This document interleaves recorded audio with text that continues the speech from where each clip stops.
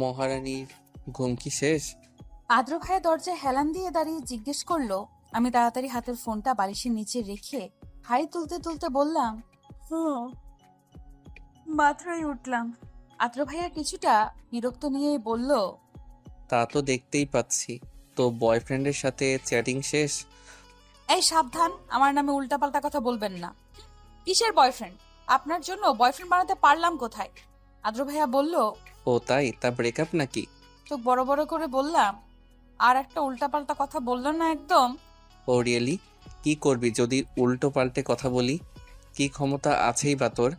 সারাদিন খাওয়া আর ঘুমানো ছাড়া কিছু করতে পারিস নাকি?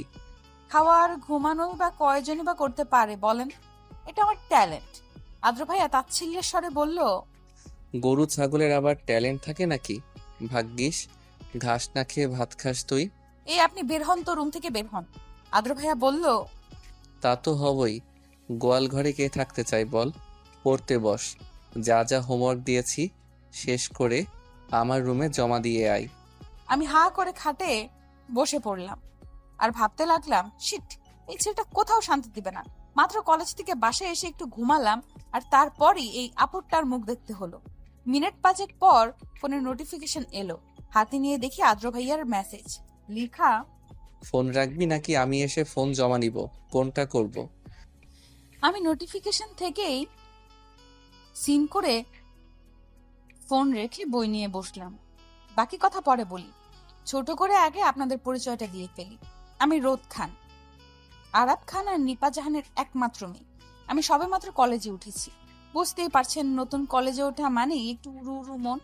আর যেই সাইকোটাকে দেখলেন সে হলো আমার একমাত্র ফুপি সিলভি খান আর নীরব চৌধুরীর একমাত্র ছেলে আদ্র চৌধুরী। আসলে মেডিকেলের স্টুডেন্ট তো, তাই সাইকো। বেশি পড়াশোনা করলে যা হয় আর কি। আর বাকিদের পরিচয় গল্পের মাঝেই পেয়ে যাবে।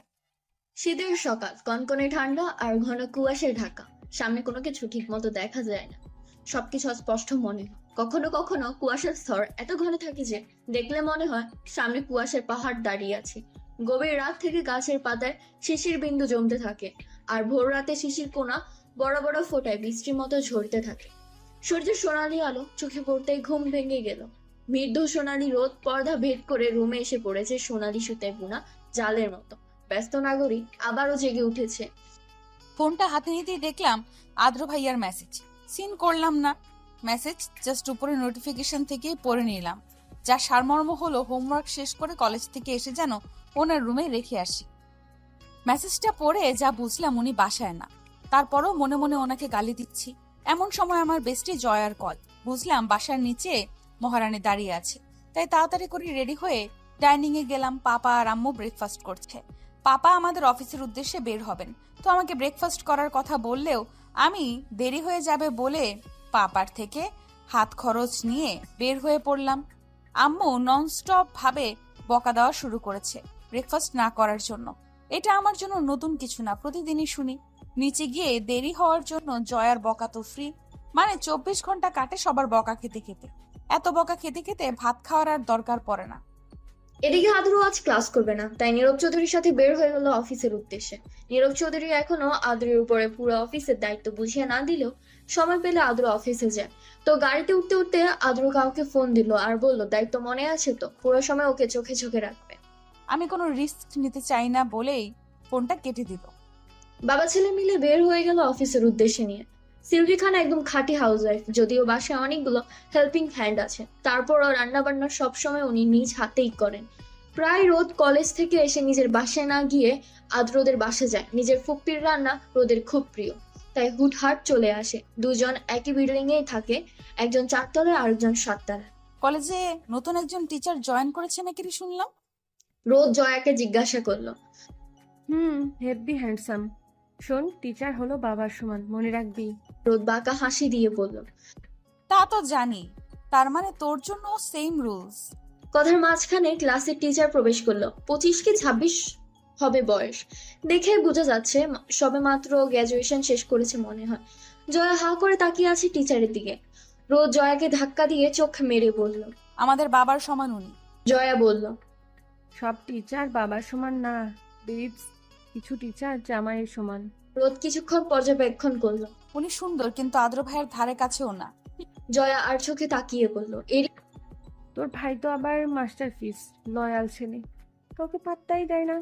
এমন বয়ফ্রেন্ড পাওয়ার কপাল আবার হয়নি। মধ্যে টিচার নিজের পরিচয় দিল। আমি অয়ন আহমেদ, তোমাদের ইংরেজি teacher. Nice to meet you all. তারপর সবার নাম এক এক করে শুনতে লাগলো। এবার রোদের পালা। রোদও দাঁড়িয়ে সবার মতো নিজের নাম বলল। অয়ন হেসে বলল। Nice name sweet girl. Jaya রোদকে ধাক্কা দিয়ে বলল। স্যার তো ফিদা তোর ওপর। রোদ মুখ বেঁকিয়ে বলল। ফিদা। আদ্র ভাইয়া যেহেতু এই কলেজের স্টুডেন্ট ছিল, বরাবরের মতোই আমি কি করে সব জেনে যাবে। আর যদি শুনে যে আমি স্যারের পেছনে লাইন মারি, আমার পা ভেঙে বাসায় বসিয়ে রাখ। প্রতিদিনের মতোই রোদ বাসায় গিয়ে দেখলো সিলভি খান ওদের বাসায় নিপা জাহানের সাথে, মানে নিজের ভাবির সাথে খুশ গল্পে মেতে উঠেছে। রোদের বাসায় যাওয়ার পর মনে হলো যে আজরাইল মানে আদ্রর বাসায় আসার সময় হয়ে গিয়েছে, তাই তাড়াতাড়ি করে পড়তে বসলো। পড়তে পড়তে কখন যে চোখ লেগে গিয়েছে বুঝতেই পারেনি। আদ্র এসে ফ্রেশ হয়ে নিজের রুমে বসতে মনে পড়লো সারাদিন একজন মানুষের সাথে দেখাই হয়নি, গিয়ে দেখা করা উচিত, কিন্তু ক্লান্ত শরীর উঠে যাওয়ার জন্য সায় দিল না। শরীরের অবাধ্য হয়েও উঠলো রোদের ফ্ল্যাটে যাওয়ার উদ্দেশ্যে। গিয়ে কলিং বাজাতেই নিপা জাহান দরজা খুলে দিল আর অভিমানী সুরে বলল, তুই আর সারাদিনেও তোর বড় মার সাথে দেখা করিসনি? ভুলে গেছিস আমাকে? এখন তো আর বড় মাকে দরকার হয় না। এখন আর সকালে কোথাও যাওয়ার আগে বড় মায়ের সাথে দেখা করতে ইচ্ছেও করে না। আদ্র মাথা চুলকাতে চুলকাতে বলল। আমার একমাত্র বড় মাকে আমি কিভাবে না দেখে থাকতে পারি বলো?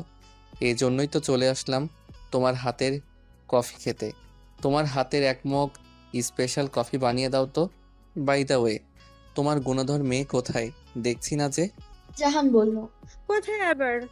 ওই বাদরটা নিজের রুমেই হয়তো আছে। তুই যা, আমি কফি বানিয়ে পাঠাচ্ছি। বরাবর মতোই রোদের ঘরে আদ্রের প্রবেশের কোনো অনুমতি লাগে না, তাই সোজা রুমে গিয়ে দেখলো রোদ ঘুমাচ্ছে। এলোমেলো আবদ্ধ চুলগুলো মুখের উপর বারবার এসে পড়ছে। দেখে মনে হচ্ছে যেন কোনো এক ঘুমন্ত মায়াপুরীর রাজ্যের রাজকন্যা। আদ্র কতক্ষণ তাকিয়ে নিজেই বলল, কি করছিস কি আদ্র? এই পিচ্চি মেয়েকে গড়ে তোলার মহা দায়িত্ব যে তোর মাথায়, ভুলে গেছিস সেটা? এখন এসবের সময় নয়, এখন রোদকে পড়াশোনা করানোর আর রোদ যেন সেফ থাকে সেটা নিশ্চিত করার সময়। তাই টেবিল থেকে পানি নিয়ে রোদের মুখে ছিটিয়ে বলল। What is this? কয়টা বাজে দেখেছিস? তোর চাকর পেয়েছিস যে রুমে এসে হোমওয়ার্ক চেক করব? খাতাগুলো দে তাড়াতাড়ি। রোদ কপাল কুঁচকে উঠে বলল। আমার জীবনকে হেল করে দিয়ে শান্তি হয়নি, তারাও খাতাগুলো দিচ্ছি। কারণ রোদও জানে এখন আদ্রের সাথে তর্কে গেলে তর্ক বাড়বে। এরই মধ্যে আদ্রের ফোন এলো। ফোন স্ক্রিনে নামটি জগজগ করছে। আদ্র তাড়াহুড়ো করে ফোন রিসিভ করতে করতে রুম থেকে বের হয়ে গেল আর রোদকে রাত 9টার আগে খাতা জমা দিতে বলল। হ্যালো, চিনতে পেরেছিস? তোকে চিনব না? এত সহজে সবকিছু ভুলে যাওয়া যায়? জানিস তো, আমার তো মনে হচ্ছে তুই হেরে যাবি। জানিসই তো, আদ্র কখনো কোনো পরীক্ষায় সেকেন্ড হয়নি। হেরে যাওয়া শব্দটা আমার ডিকশনারিতেই নেই, আর তোর সাথে হেরে যাওয়ার প্রশ্নই আসে না। তোকে চিন্তা কি বাকি আছে নাকি আমার? যত হোক একসময় বেস্ট ফ্রেন্ড বলে কথা। তোর চোখে চোখ রেখে আমি লাইন বাই লাইন পড়তে পারি। কি লাভ ইতিহাস পুনরায় তোলে? আমি শুকনো ক্ষত পুনরায় জাগিয়ে তুলতে চাই না। কেন ফোন করেছিস সেটা বল। এটা বলতে ফোন করেছি যে আমি চ্যালেঞ্জে 30% জিতে গেছি।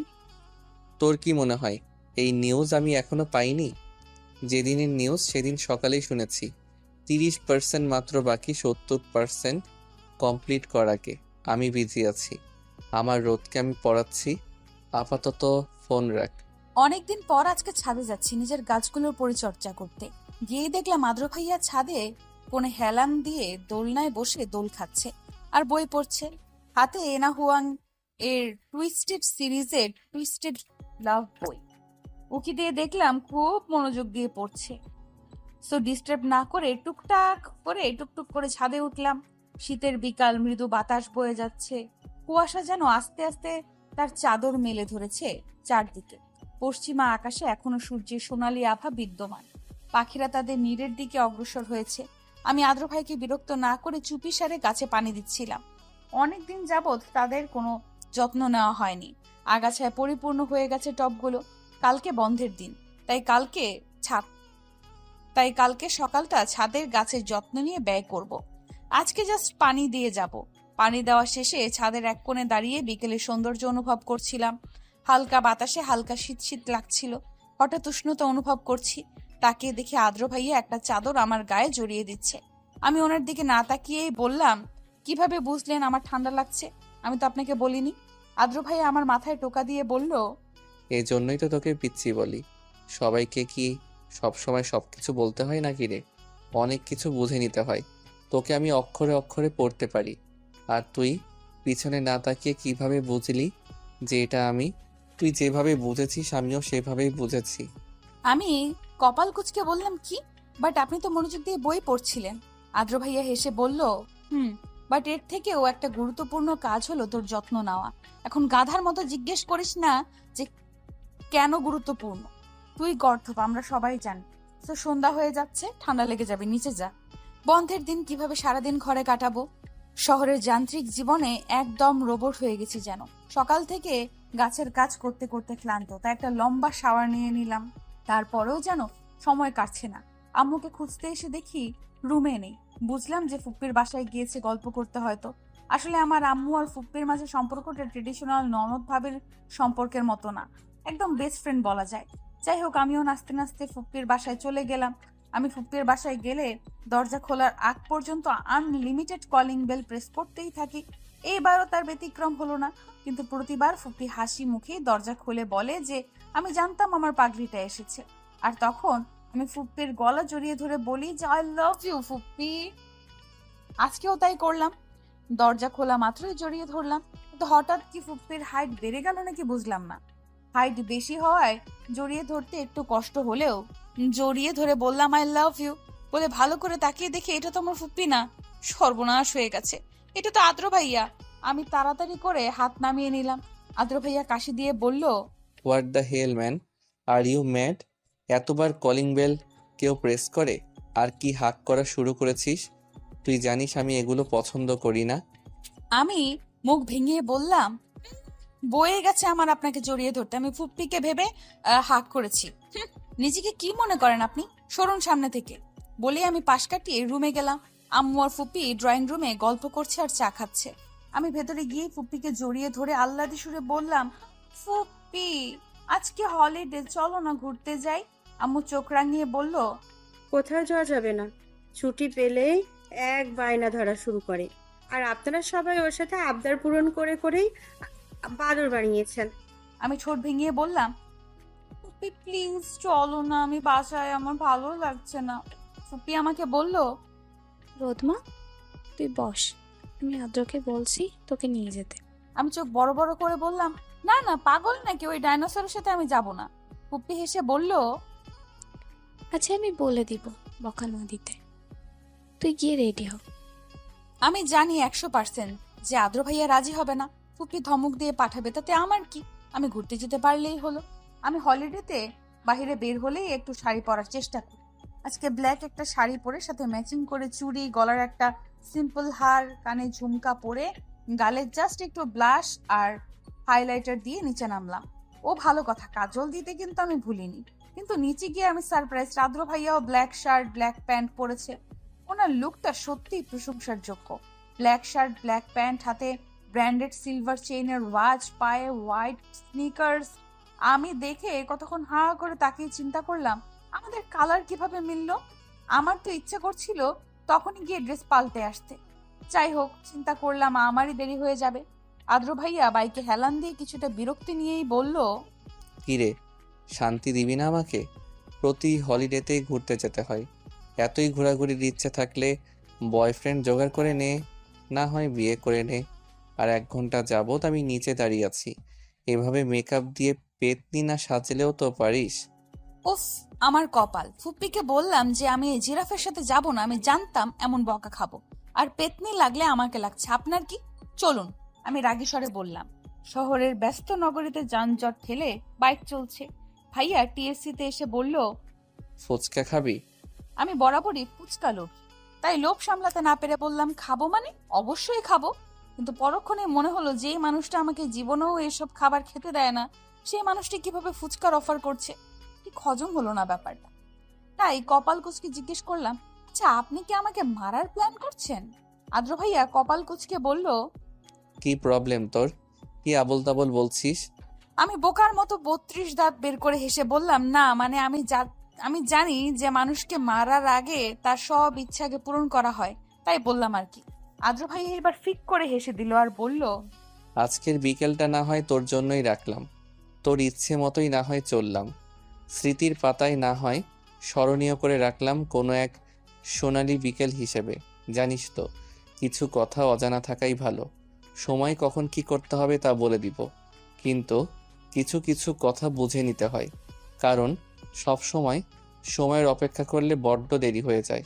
হয়তো সঠিক সময় আসার আগে সেই মানুষটাই থাকে না। আমি হা করে ওনার মুখের দিকে তাকিয়ে রইলাম। হাসলে সত্যি ওনাকে মারাত্মক সুন্দর লাগে। ওনার কথা সব আমার মাথার উপর দিয়ে গিয়েছে, কিন্তু এই অমায়িক নিষ্পাপ হাসিটা আমার মনে গেঁথে গেল। আমি আনমনেই ওনাকে জিজ্ঞেস করলাম, আচ্ছা আদ্র ভাইয়া, আপনি কি কাউকে ভালোবাসেন? আদ্র ভাইয়া আবারও হেসে দিলেন আর বললেন, যদি উত্তরটা হয় হ্যাঁ, তাহলে? মুহূর্তের মধ্যে আমার বুকের বাঁ পাশে মনে হলো যেন চিনচিন ব্যথা অনুভব হলো। ওনার জন্য বিন্দু বিন্দু আবেগ দিয়ে গড়ে ওঠা অনুভূতি শূন্যে মিলিয়ে গেল। আমার রৌদ্রোজ্জ্বল আকাশে অসময়ে যেন মেঘ এসে পড়ল। আমি জানি না এই অনুভূতির নাম কি, কেন এমন হলো।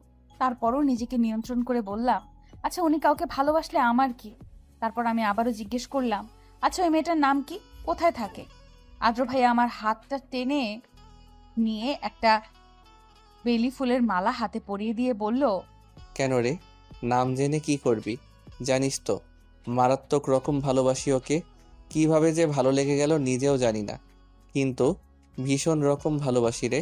বাট আমার সেই মায়াপরীটা তার প্রতি আমার ভালোবাসাটা বোঝে না। পিচ্ছি তো তাই। আচ্ছা বাদ দে, চল ওই দিকটাই ফুল কিনবি। আধ ঘন্টা আগ পর্যন্ত এই ফুলগুলোর প্রতি আমার আকর্ষণ ছিল, কিন্তু বর্তমানে আর কিনতে ইচ্ছে করছে না। তারপরেও বললাম, চলুন যাই। প্রায় সন্ধে নেমে আসলো। আদ্র ভাইয়া আমাকে বাইকের সামনে দাঁড় করিয়ে বলল, 2 মিনিট ওয়েট কর। তারপর বাইকের সামনে রাখা একটা ব্যাগ থেকে একটা চাদর আমার গায়ে জড়িয়ে দিয়ে বলল, নিজের যত্ন নিতে শিখ পিচ্ছি। সবসময় কি তোর পাশে আমি থাকবো নাকি? সন্ধ্যা নেমে আসছে, আস্তে আস্তে ঠান্ডাও বাড়ছে, ভালো করে চাদর জড়িয়ে নে। আমি হা হয়ে তাকিয়ে রইলাম। তারপর জিজ্ঞেস করলাম, চাদর কোথায় পেলেন? আদ্র ভাইয়া হেসে বলল, আমি জানি তো যে আমার পিচ্চিটা নিজের ব্যাপারে বড্ড উদাসীন, তাই বাসা থেকে বের হওয়ার সময় নিয়ে এসেছি। আমি সত্যিই কথা বলার ভাষা হারিয়ে ফেলেছি। কেউ কি বলতে পারেন এই অনুভূতির নাম কি? আমি এই নতুন আদ্র ভাইয়ার সাথে পরিচিত না, নতুন এক আদ্র ভাইকে চিনলাম। আগেও অনেকবার ওনার সাথে বের হয়েছি, কিন্তু এমন আদ্র ভাইকে তো আমি দেখিনি। কত দিকে খেয়াল ওনার। সত্যি প্রেমিক হিসেবে উনি একদম পারফেক্ট, একদম। এইসব পুরুষদের ভালোবাসা বড্ড মারাত্মক রকমের হয়। ওনার ভালোবাসার মানুষটি আসলেই একজন লাকি। একটা মানুষ এতটা কেয়ারিং কিভাবে হয়? শো শো করে বাইক চলছে, শীতের রাত। সন্ধ্যা হতে না হতে মানুষ, পশু পাখি নিজ নিজ আশ্রয় ফিরে আসে। ঘরে ঘরে আলো নিভিয়ে যায়। যদিও শহরে যান্ত্রিক মানুষ অফিস থেকে নিজ নিজ কর্মস্থল থেকে বাসার উদ্দেশ্যে রওনা হয়। কর্মস্থল, গ্রাম ও শহর ঘুমে ডলতে থাকে। শহরের পথে লাঠি ঠুকে ঠুকে চলে নাইট গার্ড। রাস্তায় ইলেকট্রিকের আলোগুলো নিঃসঙ্গ রাত অসহায়ের মতো রাস্তা দুধারে দাঁড়িয়ে যেন এক চোখ মেলে বোবা দৃষ্টিতে তাকিয়ে আছে। প্রতিটি রাস্তায় মোড়ে পিঠার দোকান, তরুণদের ভিড়। অনেকে আবার চায়ের দোকানে বসে আড্ডা দিতে ব্যস্ত। কেউ কেউ আবার কর্মস্থল থেকে ক্লান্ত দেহে বাড়ি ফিরছে। আমার মনে পড়ে গেল জীবনানন্দ দাশের দুটো লাইন, এইসব শীতের রাতে আমার হৃদয়ের মৃত্যু আসে। বাইরে হয়তো শিশির ঝরছি, কিংবা পাতা, কিংবা প্যাঁচার গান, সেও শিশিরের মতো, হলুদ পাতার মতো। আমি আদ্র ভাইকে শক্ত করে পেছন থেকে জড়িয়ে ধরে বাইকে বসে রয়েছি। ভাইয়া বাইক চালাচ্ছে আর মাঝে মাঝে আমার সাথে টুকটাক কথা বলছে। হঠাৎ একটা ট্রাক এসে জোরে বাইকে ধাক্কা দিল। আদ্র ভাইয়া অনেক চেষ্টা করেছে বাইক হ্যান্ডেল করতে, বাট পারেনি। মনে হচ্ছিল যেন কেউ ইচ্ছে করে ধাক্কা দিয়েছে। আমি জ্ঞান হারালাম। জ্ঞান ফেরার পর আমি নিজেকে হসপিটালের বেডে আবিষ্কার করলাম। আশেপাশে তাকিয়ে দেখলাম আম্মু, পাপা, ফুপ্পি, আঙ্কেল দাঁড়িয়ে আছে। সবাইকে দেখে স্বস্তি পেলাম, কিন্তু আমার চোখ তো অন্য একজনকে খুঁজছে। জানতে ইচ্ছে করছে যে আদ্র ভাইয়া কেমন আছে। তাই নীরবতা ভেঙে জিজ্ঞেস করলাম, আম্মু আদ্র ভাইয়া কেমন আছে? আম্মু কাঁদতে কাঁদতে বলল, আদ্রর পায়ে সিরিয়াস ইনজুরি হয়েছে, ব্যান্ডেজ করা, হাঁটতে পারছে না, মাথায় ব্যথা পেয়েছে। এই অবস্থা তোর হওয়ার কথা ছিল? আদ্র তোকে বাঁচাতে গিয়ে ওর ওপরে দিয়ে সব ধকল গিয়েছে। আদ্র ভাইয়ার অবস্থা শুনে মুহূর্তে আমার পৃথিবী যেন থমকে গিয়েছে। নিজেকে কেন যেন সবচেয়ে অসহায় মনে হচ্ছে। আমি সত্যিই নিতে পারছি না আদ্র ভাইয়ার কষ্টটা। আমার জন্যই এমন হয়েছে।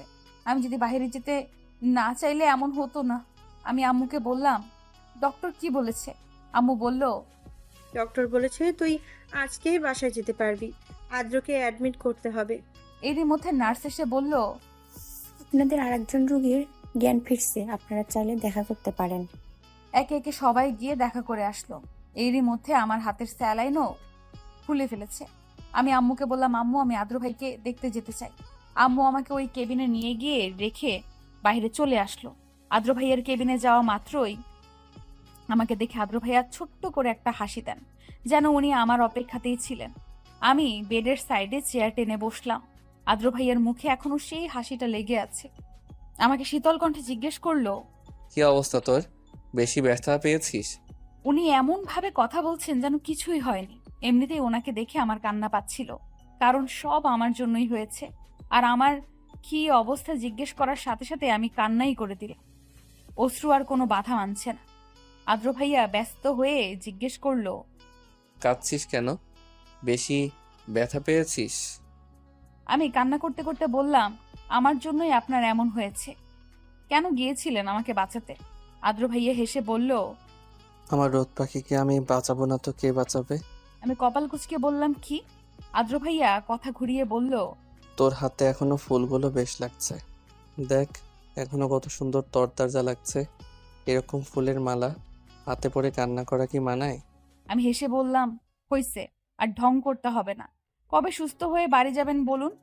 আপনি না বলেছিলেন আপনি এখন থেকে আমাকে কলেজে নিয়ে যাবেন? কবে থেকে? আদ্র ভাইয়া বলল, নিয়ে যাব তো। আমি যতদিন সুস্থ না হচ্ছি ততদিন কলেজে যাবি না? কিন্তু কেন কলেজে যাব না? আমি বলেছি তাই। আমার ডিসিশনই তোর লাইফে শেষ ডিসিশন। আমি বলেছি তুই যাবি না মানে যাবি না। আমি আর কথা বাড়ালাম না। দেখতে দেখতে হসপিটালে একদিন কেটে গিয়েছে। যদিও আমাকে রিলিজ দিয়ে দিয়েছে, তারপরও আমি হসপিটালেই। নিজের কাছে আমার নিজেকে অপরাধী মনে হয়। কোনোভাবেই মেনে নিতে পারছি না যে আমার জন্য আদ্র ভাইয়া ব্যথা পেয়েছে। আদ্র ভাইয়া যদিও অনেক বকাবকি করেছে বাসায় যাওয়ার জন্য, সবাই অনেক বলেছে বাসায় যাওয়ার জন্য, আমি রাজি হইনি। ডক্টর এসেছে আদ্র ভাইয়াকে চেক আপ করতে। উনি দেখে বলল, আপনারা এখন বাসায় নিয়ে যেতে পারেন। জাস্ট বাসায় 2 দিন পর পর ড্রেসিং করবেন পা, আর মাথার ব্যান্ডেজ 3 দিন পর এসে খুলে নিয়ে যাবেন, আর পা এর ব্যান্ডেজ 10 দিন পর। আর ওনার মেডিসিনগুলো আর নিয়মকানুনগুলো একজন আমার কাছে এসে বুঝে নিয়ে যান। যদিও ফুপ্পি আর আম্মু বলছিল ওনারা একজন বুঝে নেবে, আমি থামিয়ে বললাম, আমি বুঝে নিব। যেমন কথা তেমন কাজ। আমি গিয়ে কিভাবে কি করতে হয় সব জেনে আসলাম। ইদানিং বেশিরভাগ সময়ই আদ্র ভাইয়াদের ফ্ল্যাটে থাকা হয়। আম্মু আদ্র ভাইয়ার পছন্দ মতো খাবার রান্না করে করে পাঠায়। আমি তো সারাদিন এদিকেই থাকি। এখন আদ্র ভাইয়া একটু হাঁটতে পারে, যদিও একটু কষ্ট হয়। তো বিকেলে ওনাকে কমলা দিয়ে বললাম, কমলাটা খেয়ে ছাদ থেকে একটু হেঁটে আসেন। বহুত দিন ধরে এইভাবে শুয়ে শুয়ে দিন পার করছেন, অলস ছেলে কোথাকার। আদ্র ভাইয়া হেসে বলল, কেন? তুই তো খুশি হওয়ার কথা, কারণ এখন আর কেউ তোকে বিরক্ত করে না। আমি কপাল কুঁচকে বললাম, এটা কেমন কথা? আমি ওই বিরক্ত হওয়াতেই অভ্যস্ত। যদিও বলতে ইচ্ছে করছিল যে ওই দিন বিকেলে ঘুরতে নিয়ে গিয়ে কেন এভাবে হেসেছিলেন, কেন এভাবে টেক কেয়ার করছিলেন, কেন আমি আপনার ওই কথাগুলো ভুলতে পারছি না যে আজকের বিকেলটা তোর জন্যই থাক। কিছু কিছু কথা বুঝে নিতে হয়, কারণ সব সময় সময়ের অপেক্ষা করলে বড্ড দেরি হয়ে যায়। হয়তো সঠিক সময় আসার আগেই সেই মানুষটাই থাকে না। কেন এগুলো বলেছিলেন আমাকে? আর কেনই বা ম্যাচিং ড্রেস পরেছিলেন? আমাকে এইভাবে আপনার প্রতি দুর্বল কেন বানালেন? কিন্তু চাইলেই কি সব বলা যায়? ওনার কথাটাই না হয় ওনার দিকে ছুঁড়ে মারলাম। কিছু জিনিস বুঝে নিতে হয়, হয়তো কোনো একদিন উনি বুঝে নিবে। আজকে আবার আমার বেস্ট ফ্রেন্ড জয়া ফোন দিয়েছে। তো তো ফোন রিসিভ করতেই জয়া বলল, দোস্ত, তুই কি জাদু করছিস স্যারকে? আমি জিজ্ঞেস করলাম, কি জাদু করছি মানে? আরে ওই নতুন স্যার শুধু তোর কথা জিজ্ঞেস করে যে তুই কেন আসিস না, তোর কি সমস্যা। আজকে আমার থেকে তোর ফোন নাম্বারও নিয়েছে, দেখিস তোকে ফোন দিবি। আমি কিছুটা অবাক হয়ে বললাম, ওনার সাথে আমার দেখাই হয়েছে একবার, বাদ দে, ফোন দিলে দেখা যাবে।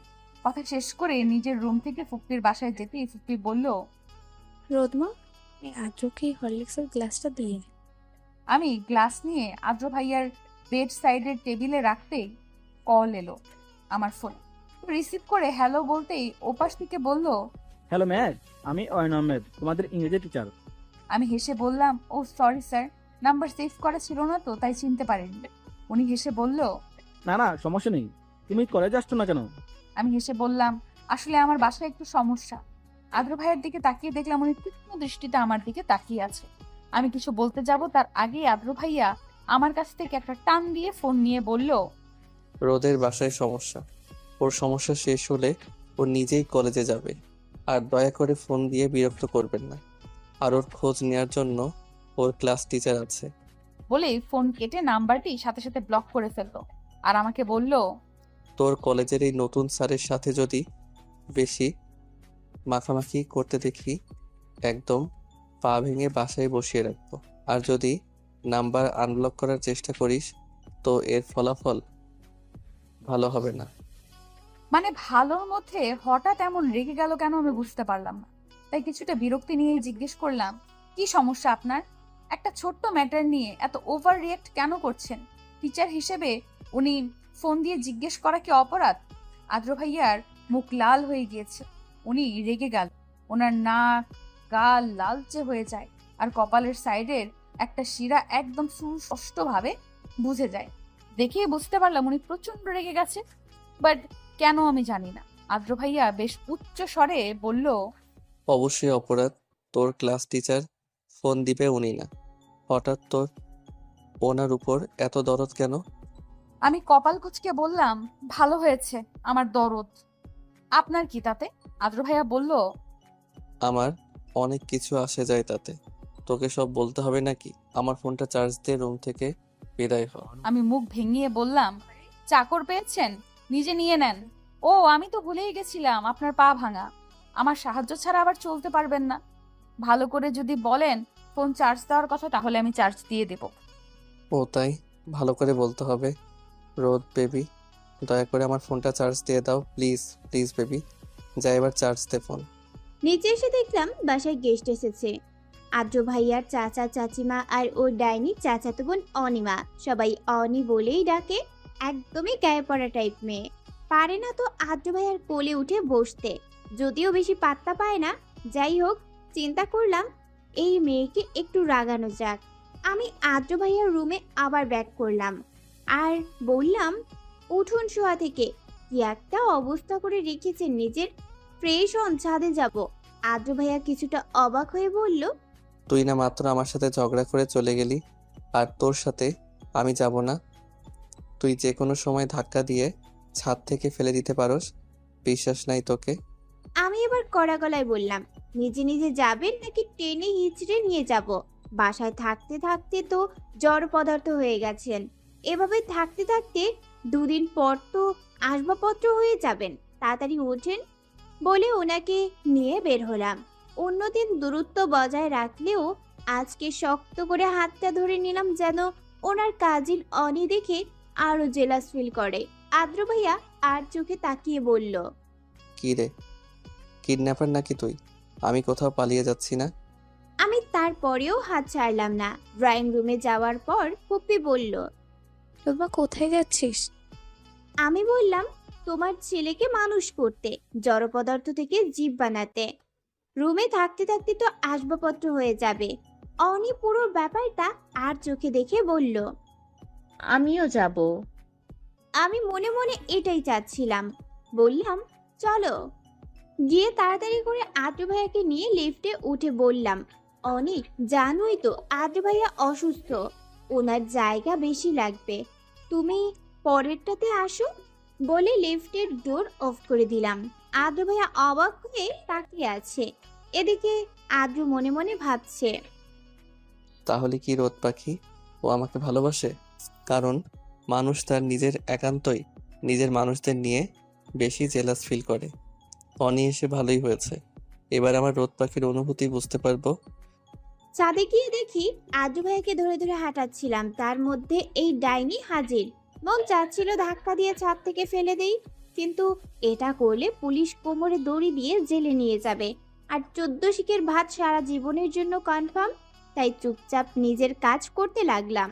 এসেই অনি বলল, আদিত্য ভাইয়া, তুমি নাকি পায়ে ব্যথা পেয়েছো?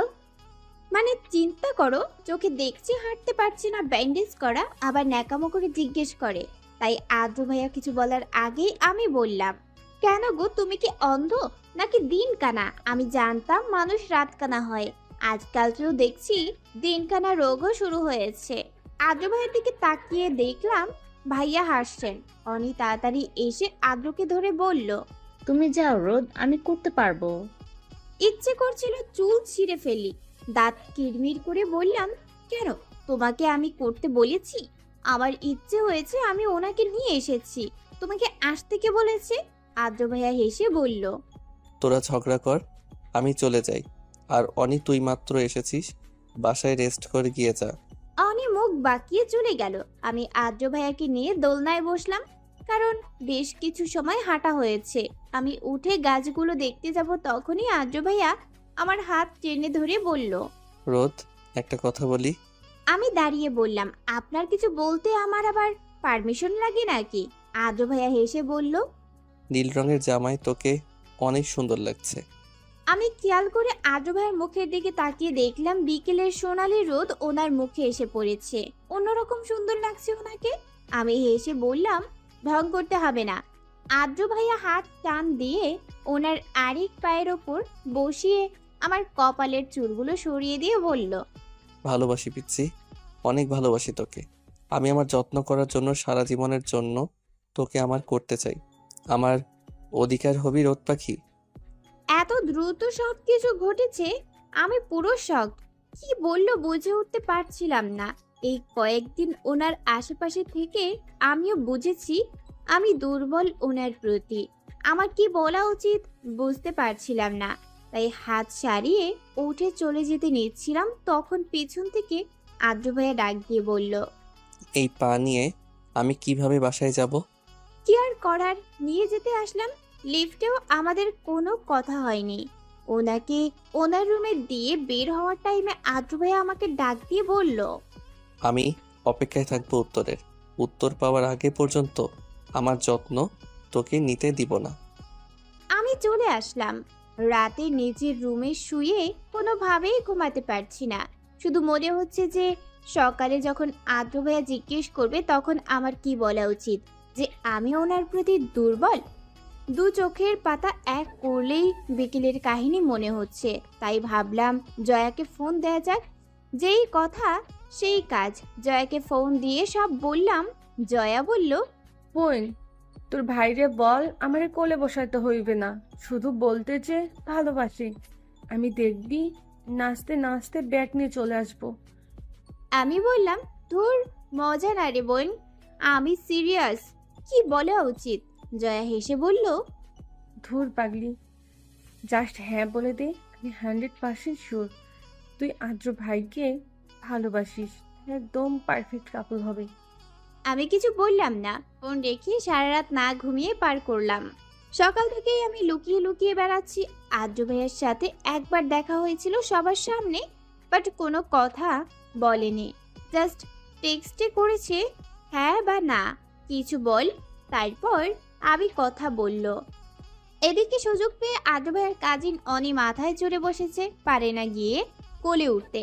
পুপ্পি এসে আমাকে সেমাই দিয়ে গিয়েছে। আমি এক সাইডের সোফায় বসে সেমাই খাচ্ছি। বড়রা সবার একসাথে আমাদের বাসার ড্রয়িং রুমে বসে কথা বলছে, আর আমার সামনেই আদ্র ভাইয়ার দুই পিচ্চি কাজিন খেলতেছে। আদ্র ভাইয়া ডাইনিংয়ে বসে ব্রেকফাস্ট করছে। অনি গিয়ে বলল, ভাইয়া, আমি তোমার জন্য নিজ হাতে আলুর দম বানিয়েছি, খেয়ে দেখো কেমন হলো। আমি তাকাতেই আদ্র ভাইয়া বাঁকা হাসি দিয়ে খেয়ে বলল, ওয়াও, টেস্টি। তোমার হাতে ম্যাজিক আছে, অনেক ভালো হয়েছে।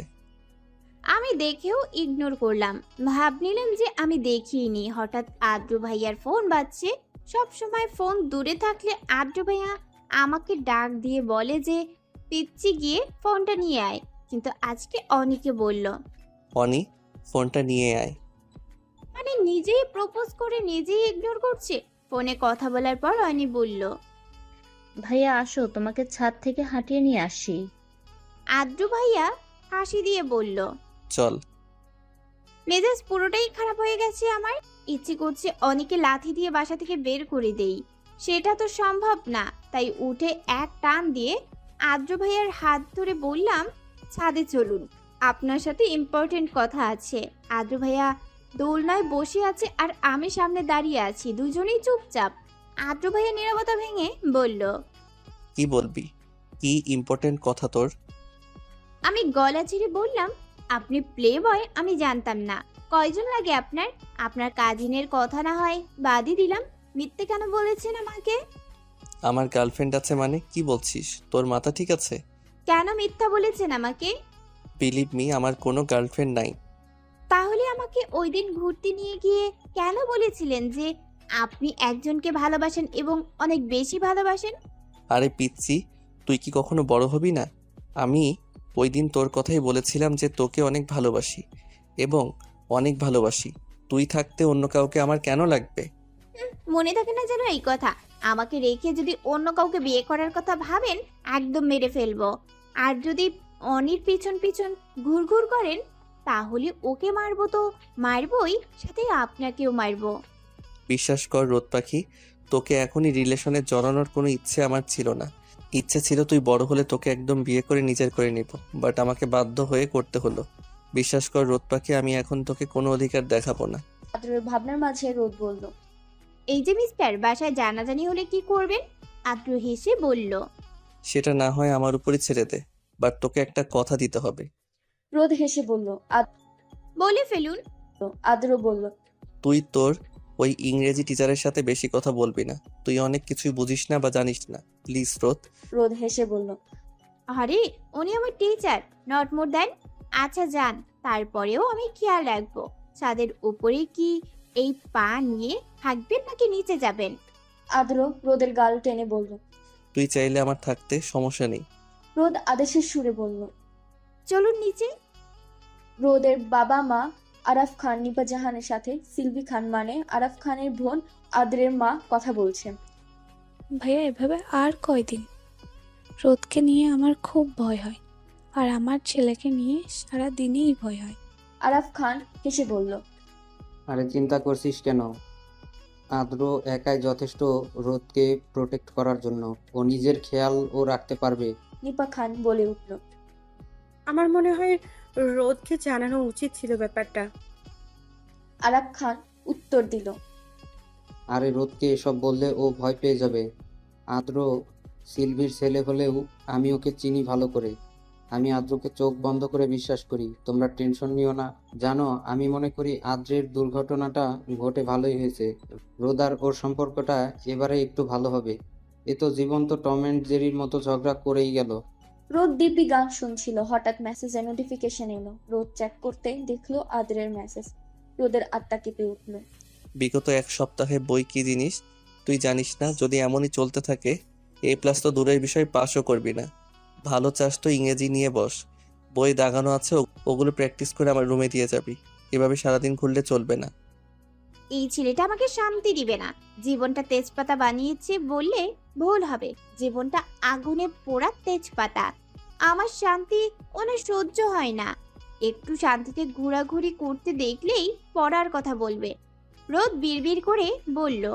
আদ্র ফোনে কাউকে বলল, আমি জানি না কিভাবে বের করবি। আমি অবশ্যই বের করতে চাই ওই দিন অ্যাক্সিডেন্টের পিছনে কে দায়ী ছিল, কে রোদ পাখির উপর আঘাত হানতে চাই, খুঁজে বের কর তুই। আমি একটু পা ঠিক হলে তোর সাথে দেখা করব। তুই তো জানিস আমি রোদ পাখিকে নিয়ে কত সিরিয়াস। আমার উপর আঘাত সহ্য করতে পারলেও রোদ পাখির উপর আঘাত আমি সহ্য করতে পারবো না। আমি এর শেষ দেখে ছাড়বো। কথা রেখে আদ্র রোদকে কল দিয়ে বলল, রেডি হয়ে আমার বাসায় আয়, আজকে পায়ের ব্যান্ডেজ খুলতে যাব। রোদ উত্তর দিল, আমি যাব আপনার সাথে। তাহলে আমি কি অন্য কাউকে কল দিয়েছি? তোকে যেহেতু কল দিয়ে বলেছি তাই তোকে যেতে বলেছি। আমি কেন যাব? অনিকে নিয়ে যান, আপনার পরাণের মানুষ বলে কথা। ওর হাতের খাবার তো আবার অনেক টেস্টি, তো ওকে নিয়ে যান। কারের নিচে যখন থাপ্পড় দিব তখন বুঝবি যে তোকে কেন নিয়ে যাব। নিচে আসতে বলেছি, সোজা নিচে আয়। এত কথা কেন বলিস? থ্রেট দিচ্ছেন আমাকে? ভয় পাই না আমি আপনাকে। কোথায় জিএফ কে কল করে বলবেন যে বেবি তোমাকে ছাড়া আমি যাব না হসপিটালে, সেখানে বলছেন কানের নিচে থাপ্পড় দিবেন। তুই নিজে নিচে আসবি নাকি তুলে নিয়ে আসবো তোর বাসা থেকে?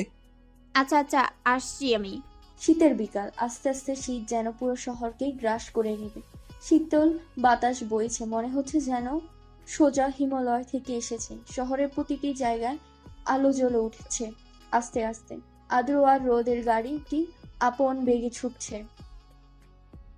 আদ্র রোদের হাতে হাত রেখে বলল, শীতের এই বিকেল বেলায় কুয়াশাচ্ছন্ন পরিবেশে তোর সাথে গল্প করতে চাই, কোনো এক মফস্বলে সবুজ প্রকৃতিতে হারিয়ে গিয়ে। চারদিকে কুয়াশা ভরা বিকেল বেলায় নদীর পাড়ে গিয়ে বলতে চাই আমি শুধু তোকে চাই। রোদ হাসলো। বিকালের পড়ন্ত রোদে এই হাসি যেন পরিপূর্ণ হলো। রোদ বলল, ভালোই তো পারেন মেয়েদেরকে কনভিন্স করতে। আর কয়জনকে করেছেন? তোর মতো পিচ্ছি একটা থাকলেই হবে। হসপিটালে যেতেই দেখা হলো অয়ন স্যারের সাথে। তো আদ্র ভাইয়ার ব্যান্ডেজ খুলে এখন ঠিক মতো হাঁটতে পারায় রিসেপশনে পেমেন্ট ক্লিয়ারের জন্য গিয়ে স্যারের সাথে দেখা। আমি কিছুটা অবাকই হলাম স্যারকে দেখে। আসসালামু আলাইকুম স্যার। ওয়ালাইকুম আসসালাম। কি অবস্থা, কেমন আছো? এই তো স্যার ভালো, আপনি? স্যার হেসে বলল। ভালো। তোমার পাশে উনি কে? আমি হেসে বললাম আমার কাজিন, উনি পায়ে ব্যথা পেয়েছিল তো তাই হসপিটালে আসা। আদ্র ভাই আমার কাঁধে ধরে বলল, শুধুই কাজিন? ভালো করে পরিচয় দাও বেবি। আমি আদ্র ভাইয়ের দিকে কড়া চোখে তাকিয়ে ক্লোজ আপ স্মাইল দিয়ে বললাম, আর কিভাবে পরিচয় দিব আপনার? আপনিই পরিচয় দেন। আদ্র ভাইয়া আমাকে ওনার আরো কাছে নিয়ে বলল, ইটস মি আদ্র চৌধুরী, রোদের কাজিন প্লাস ফিউচার হাজব্যান্ড। আমি খেয়াল করে দেখলাম ওনারা দুজন দুজনের দিকে একটু অন্যরকম ভাবে তাকিয়ে আছে। আমি ব্যাপারটা দেখেও ইগনোর করলাম। আমি আদ্র ভাইয়ার মধ্যে জেলাস স্পষ্ট দেখতে পেলাম। অয়ন স্যার আমাকে হেসে জিজ্ঞেস করলো, তো তোমার বিয়ে ঠিক হয়ে গেছে? আমি উত্তর দেওয়ার আগেই আদ্র ভাইয়া বলল, কেন? আমি বললাম যে শুনলেন না? স্যার হেসে বলল, তাহলে তো রোড ট্রিট দিতেই পারো তুমি। আজকের জন্য না হয় স্যার থেকে তোমার ফ্রেন্ড হয়ে গেলাম। আমি কি বলবো বুঝে উঠতে পারছিলাম না, তাই কিছু না বুঝেই বললাম, অবশ্যই স্যার, চলুন। তিনজন মুখোমুখি রেস্টুরেন্টের টেবিলে বসে আছি। আমি আদ্র ভাইয়াকে বললাম, আপনারা বসুন, আমি একটু ফ্রেশ হয়ে আসি। তো রোদকে তুই তোর গার্লফ্রেন্ড কবে বানালি? সে জবাবদিহিকে আমি তোকে করব? তুই যেদিন প্রথম কলেজের টিচার হিসেবে গিয়েছিলি সেদিনই আমি নিউজটা পেয়েছিলাম। আমার যা বোঝার আমি সেদিনই বুঝেছিলাম। আমি তো জানতাম তুই নিউজটা পাবি। তো রোদকে শেষ পর্যন্ত নিজে রাখতে পারবি তো? আমি কি পারবো আর পারবো না সেটা আমার উপরই ছেড়ে দে। জাস্ট রোদ যেন এ ব্যাপারে কিছু না জানে, তাহলে সত্যি খারাপ হবে। তো রোদকে শেষ পর্যন্ত নিজে রাখতে পারবি তো? তো কেড়ে নিয়ে যা। আমি ধরে রেখেছি নাকি? আমিও দেখাতে চাই। সেম কথা তুইও আমাকে বলেছিলি, আরো বলেছিলি যে আমার শালিকা থাকলে তাকে বিয়ে করবি, বাট আফসোস আমার কোনো শালিকা নেই। আমি এসে খাবার অর্ডার দিলাম। খাবার আসতে না আসতেই আদ্র ভাইয়া বিল পে করে স্যারকে খেতে বলে আমাকে নিয়ে বের হয়ে আসলো। আমি অনেকবার নিষেধ করছিলাম, বাট কে শুনে কার কথা। বাসায় আসা পর্যন্ত পুরো সময় আমাদের কোনো কথা হয়নি। আদ্র ভাইয়ের ফেস দেখেই বুঝেছিলাম উনি প্রচন্ড রেগে আছে, ওনার মুড খুবই খারাপ। এই ছেলেটা ছোট ছোট বিষয় নিয়ে এত ওভার রিয়াক্ট করে কি বলবো। স্যার, উনি আমার ফ্রেন্ডও না, তারপরেও ট্রিট চাওয়ায় কি করলো এই ছেলেটা? শান্তি দিবে না আমাকে। এর মধ্যে আমার পেটে ইঁদুর দৌড়াতে শুরু করলো। খোদায়, আমি আদ্র ভাইয়াকে বললাম, আই এম হাংরি। আদ্র ভাইয়া ড্রাইভিং এ মনোযোগ রেখেই বলল, তোর ওই অয়ন আহমেদ স্যারের সাথে বসিয়ে দিয়ে আসবো। আমি করুণ ভাবে তাকিয়ে বললাম, আমি কি বলেছি আমি ওনার সাথে ডিনার করব? আমি তো আমার এই কিউট বয়ফ্রেন্ডের সাথে ডিনার করব। আদ্র ভাইয়া আমার গাল টেনে বলল, হইছে, ঢং করতে হবে না। আদ্র ভাইয়া একটা রেস্টুরেন্টের সামনে গাড়ি সাইড করলো। আমরা ভেতরে গিয়ে পছন্দ মতো খাবার অর্ডার দিলাম। আমি আদ্র ভাইয়াকে খাবার খেতে খেতে জিজ্ঞেস করলাম, ওখানে কেন আমাকে খাবার খেতে দিলেন না? এখানে এসে তো আবার ঠিকই এসে খাবার অর্ডার দিলেন। ওখানে সবাই একসাথে ডিনার করলেই হতো। আদ্র আমার মাথায় হাত দিয়ে বলল, আমি তোর পাশে অন্য কাউকে সহ্য করতে পারি না। অন্য কারোর সাথে, মেইনলি ওই স্যারের সাথে ডিনার করতে দিব না। তোর ওই স্যার ছাড়া আর সবার সাথে ডিনার করতে পারবি। তুই যদি আমার জায়গায় থাকতি তাহলে বুঝতি যে আমি কেন এমন করি। আচ্ছা যাই হোক, বাদ দে। দক্ষিণা ঝিরঝির বাতাস নিয়ে এসে পড়েছে বসন্ত। নির্জীব প্রাকৃতি যেন সাহসা যেন জেগে উঠেছে। বসন্তের আগমনে প্রকৃতির তার জীর্ণতা মুছে শুরু করেছে।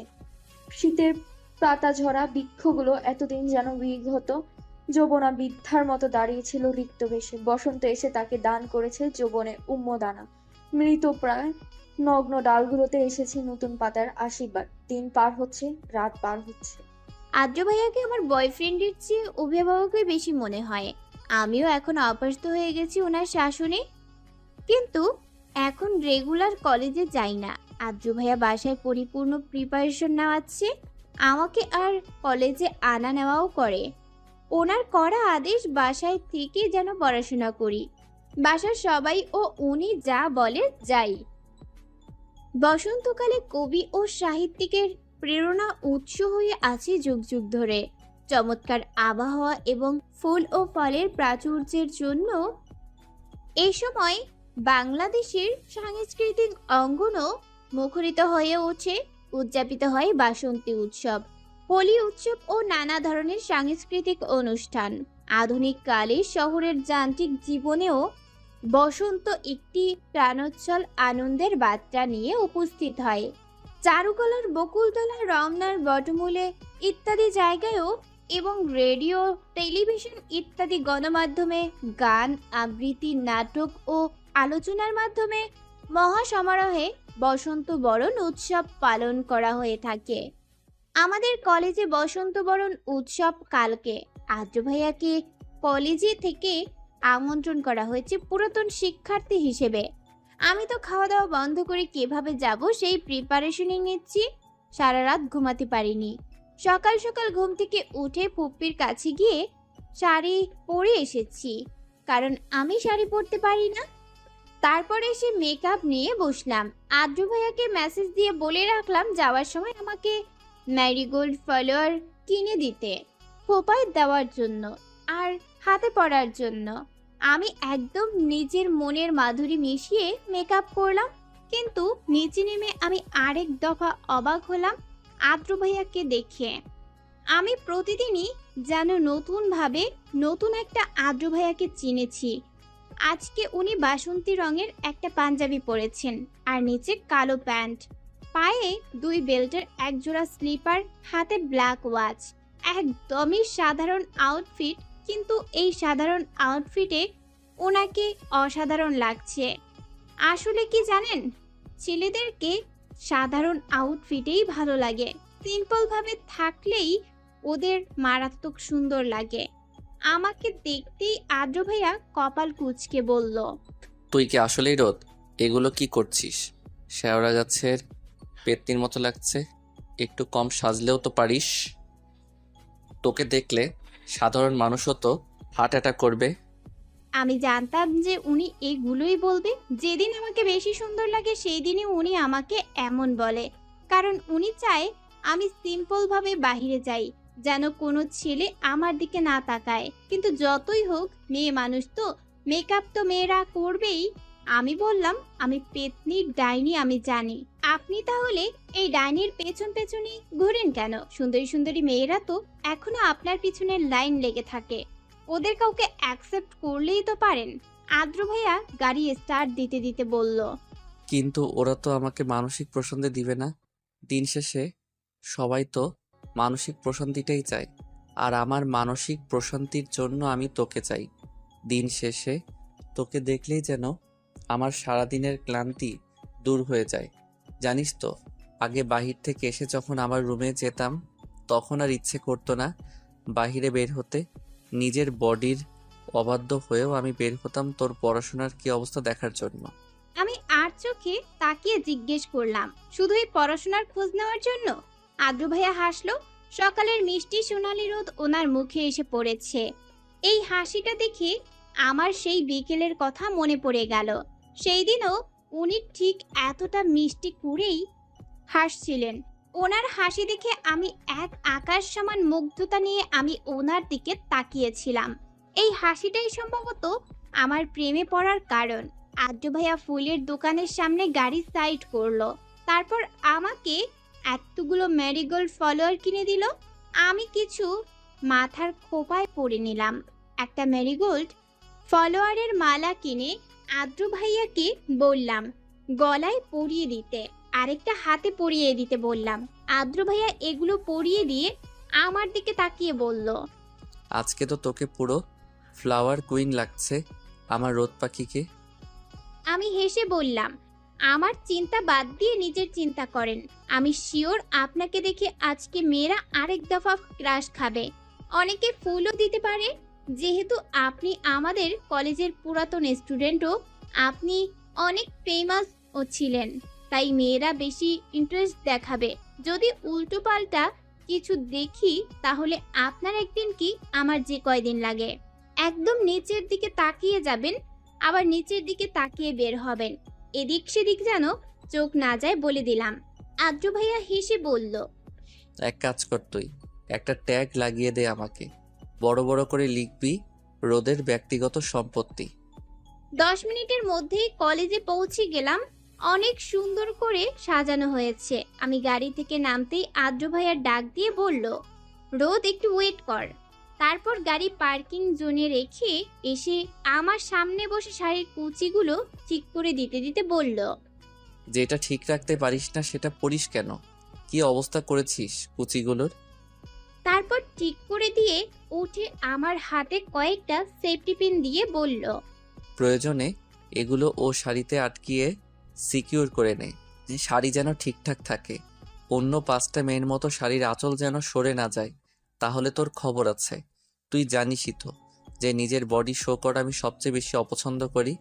অনেক ছেলেরা থাকবে এখানে, সো শাড়ি যেন এদিক সেদিক না হয়, মাইন্ড ইট।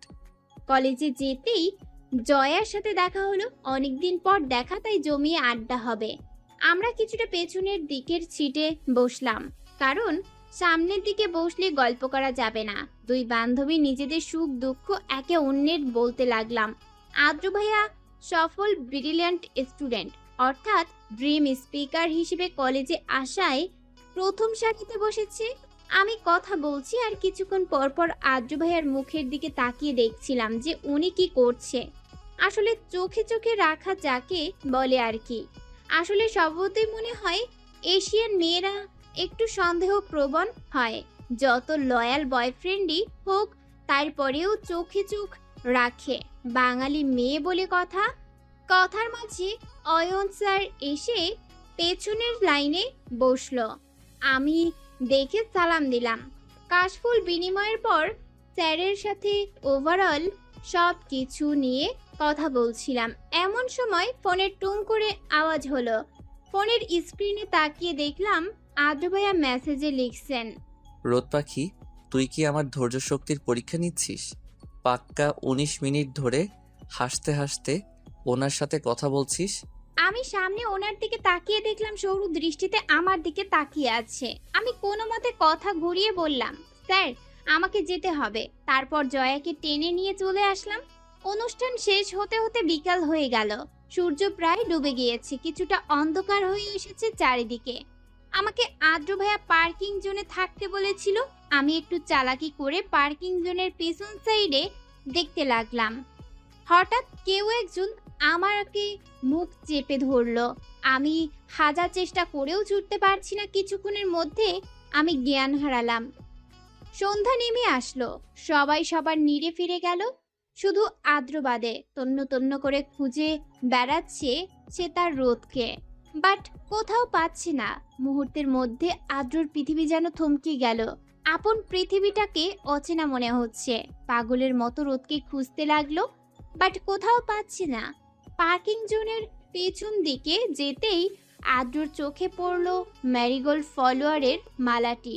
এই মালাটি আদ্র সকালে রোদের হাতে পরিয়ে দিয়েছিল। আদ্র তার বন্ধু নিলয়কে ফোন দিল যে তাকে সব সময় এসব কাজে সাহায্য করে। হ্যালো দোস্ত, রোদকে কেউ কিডন্যাপ করেছে। আমি ওকে বাহিরে ওয়েট করতে বলছিলাম, তারপর থেকে আর পাচ্ছি না, ফোনও সুইচ অফ। আমি পাগল হয়ে যাচ্ছি রে, আমার মাথা কাজ করছে না। চোখ খুলে নিজেকে অচেনা এক জায়গায় আবিষ্কার করলাম। ভালো করে তাকিয়ে দেখে নিলাম নিভু নিভু করে একটা বাল্ব জ্বলছে। হঠাৎ শাটার খোলার আওয়াজ হলো, তাকিয়ে দেখলাম অয়ন স্যার। স্যার আপনি এখানে আমাকে কেন এনেছেন? Please call me Ayan, not sir. ওইটা তো তোমার কাছাকাছি যাওয়ার একটা অভিনয় মাত্র। জানো তো, আদরের জন্য আমি কোনো প্ল্যানে সাকসেস হচ্ছিলাম না, বাট ফাইনালি সাকসেস।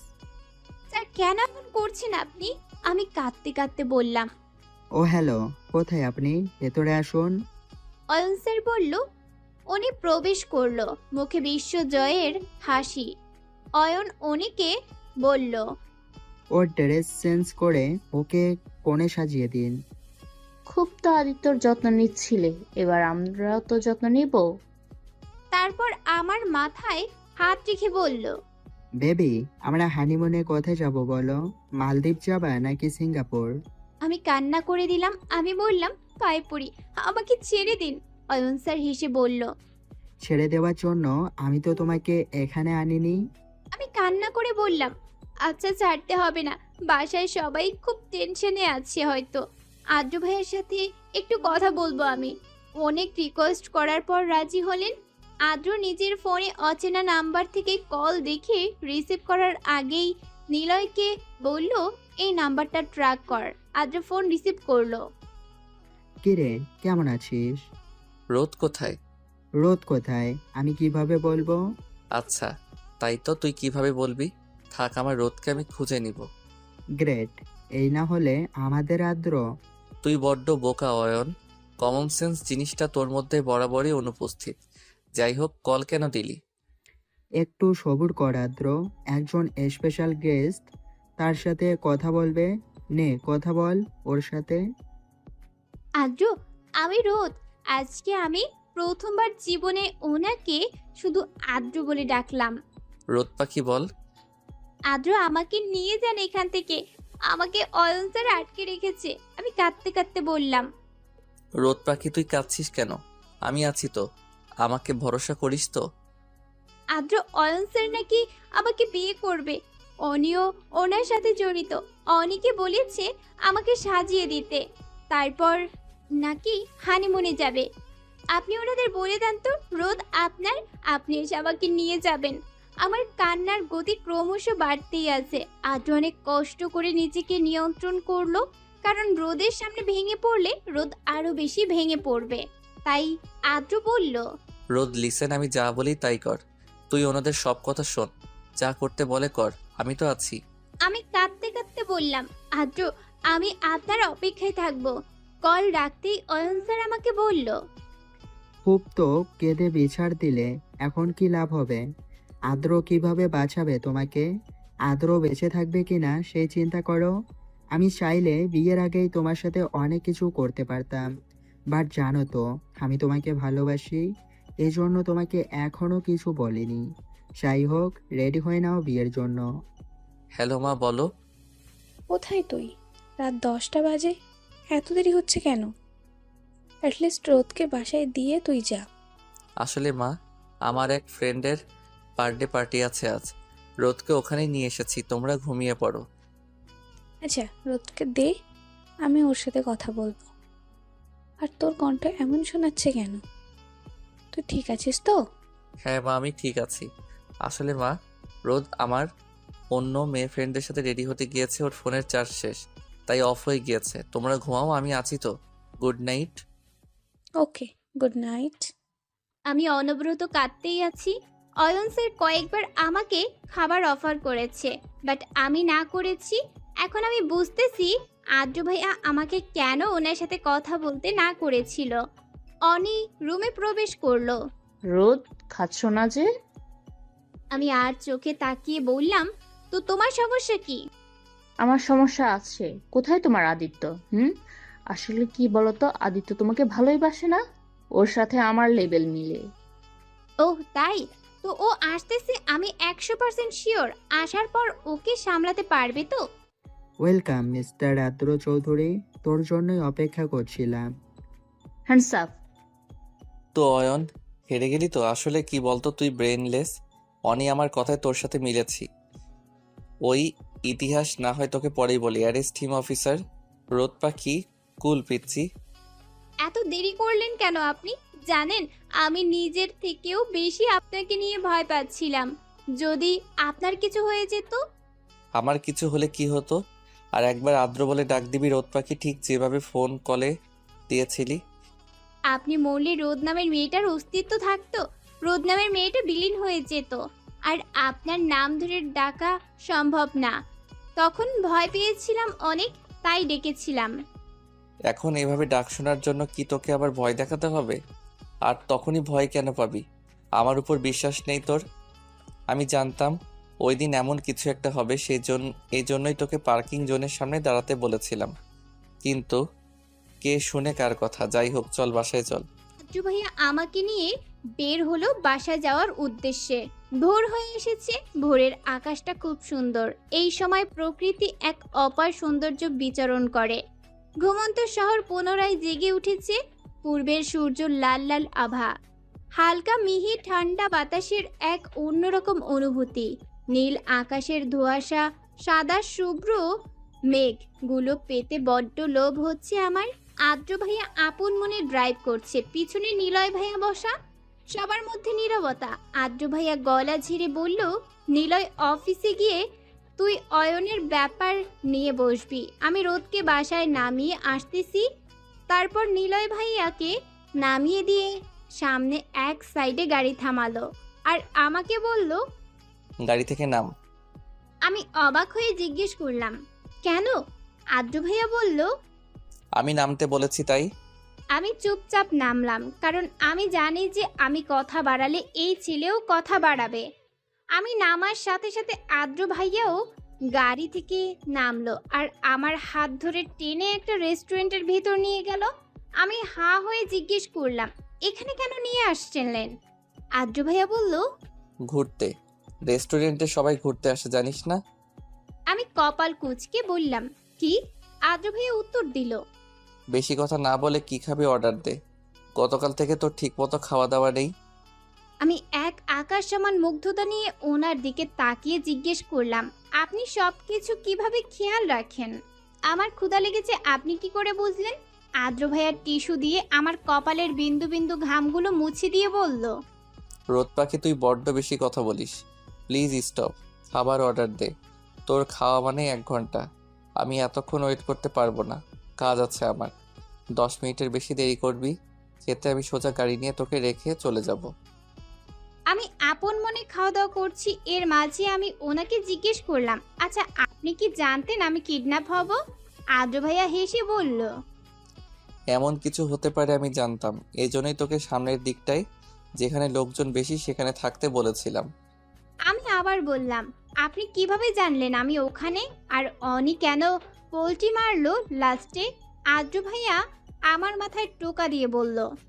তোর এই ছোট মাথায় এত কিছু ঢুকবে না। তারপর আদ্র ভাইয়া কিছুটা সিরিয়াস হয়ে আমাকে জিজ্ঞেস করলো, আচ্ছা রোদ পাখি, আমি যদি তোর থেকে কখনো দূরে সরে যাই, তুই কি নিজেকে সামলাতে পারবি? আমি খাওয়া বন্ধ করে জিজ্ঞেস করলাম, মানে? আদ্র ভাইয়া হেসে বলল, মানে যদি কখনো তোকে না জানিয়ে আমি তোর থেকে দূরে সরে যাই তাহলে? আমি রাগান্বিত হয়ে বললাম, চিনেন আমি কে? আদ্র ভাইয়া গালে হাত দিয়ে বলল, না তো আপনি না হয় বলুন ম্যাম, আপনি কে? আমি বললাম, চৌধুরী বাড়ির একমাত্র বউ, মানে ভবিষ্যৎ বউ আর কি। একদম দূরে সরার চিন্তা করলে হাত পা ভেঙে ঘরে বসিয়ে রাখবো। আদ্র ভাইয়া ফিক করে হেসে দিল, তারপর আমার মাথায় হাত রেখে বলল, শোন পিচ্ছি, যদি কখনো তোকে না বলে তোর থেকে দূরে সরে যাই, ভেবে নিবি তোর ভালোর জন্যই সরে গিয়েছি। ভেঙে পড়বি না একদম। সব সময় নিজের জন্য বাঁচবি। আমি চাই তুই তোর লক্ষ্যে পূরণ কর। আমি থাকি বা না থাকি নিজের লক্ষ্যে যাবি, এটাই আমার চাওয়া তোর কাছে। আর স্ট্রং থাকবি সবার সামনে, নিজের দুর্বলতা কাউকে বুঝতে দিবি না। আদ্র ভাইয়া এবার কিন্তু অতিরিক্ত হচ্ছে, ফাজলামোর একটা লিমিট থাকে। আদ্র ভাইয়া হেসে বলল, আচ্ছা বাদ দে, তাড়াতাড়ি খাওয়া শেষ কর। আমাকে বাসায় নামিয়ে দিয়ে আদ্র ভাইয়া চলে গেল। অয়ন তুই এমন কেন করলি? সেম প্রশ্ন তো আমিও তোকে করতে পারি। মানে? আমার বোনকে কেন বাঁচতে দিলি না তুই? কি অপরাধ ছিল ওর? তোর বোনের সাথে আমার কি সম্পর্ক? দেখ, ড্রামা করিস না।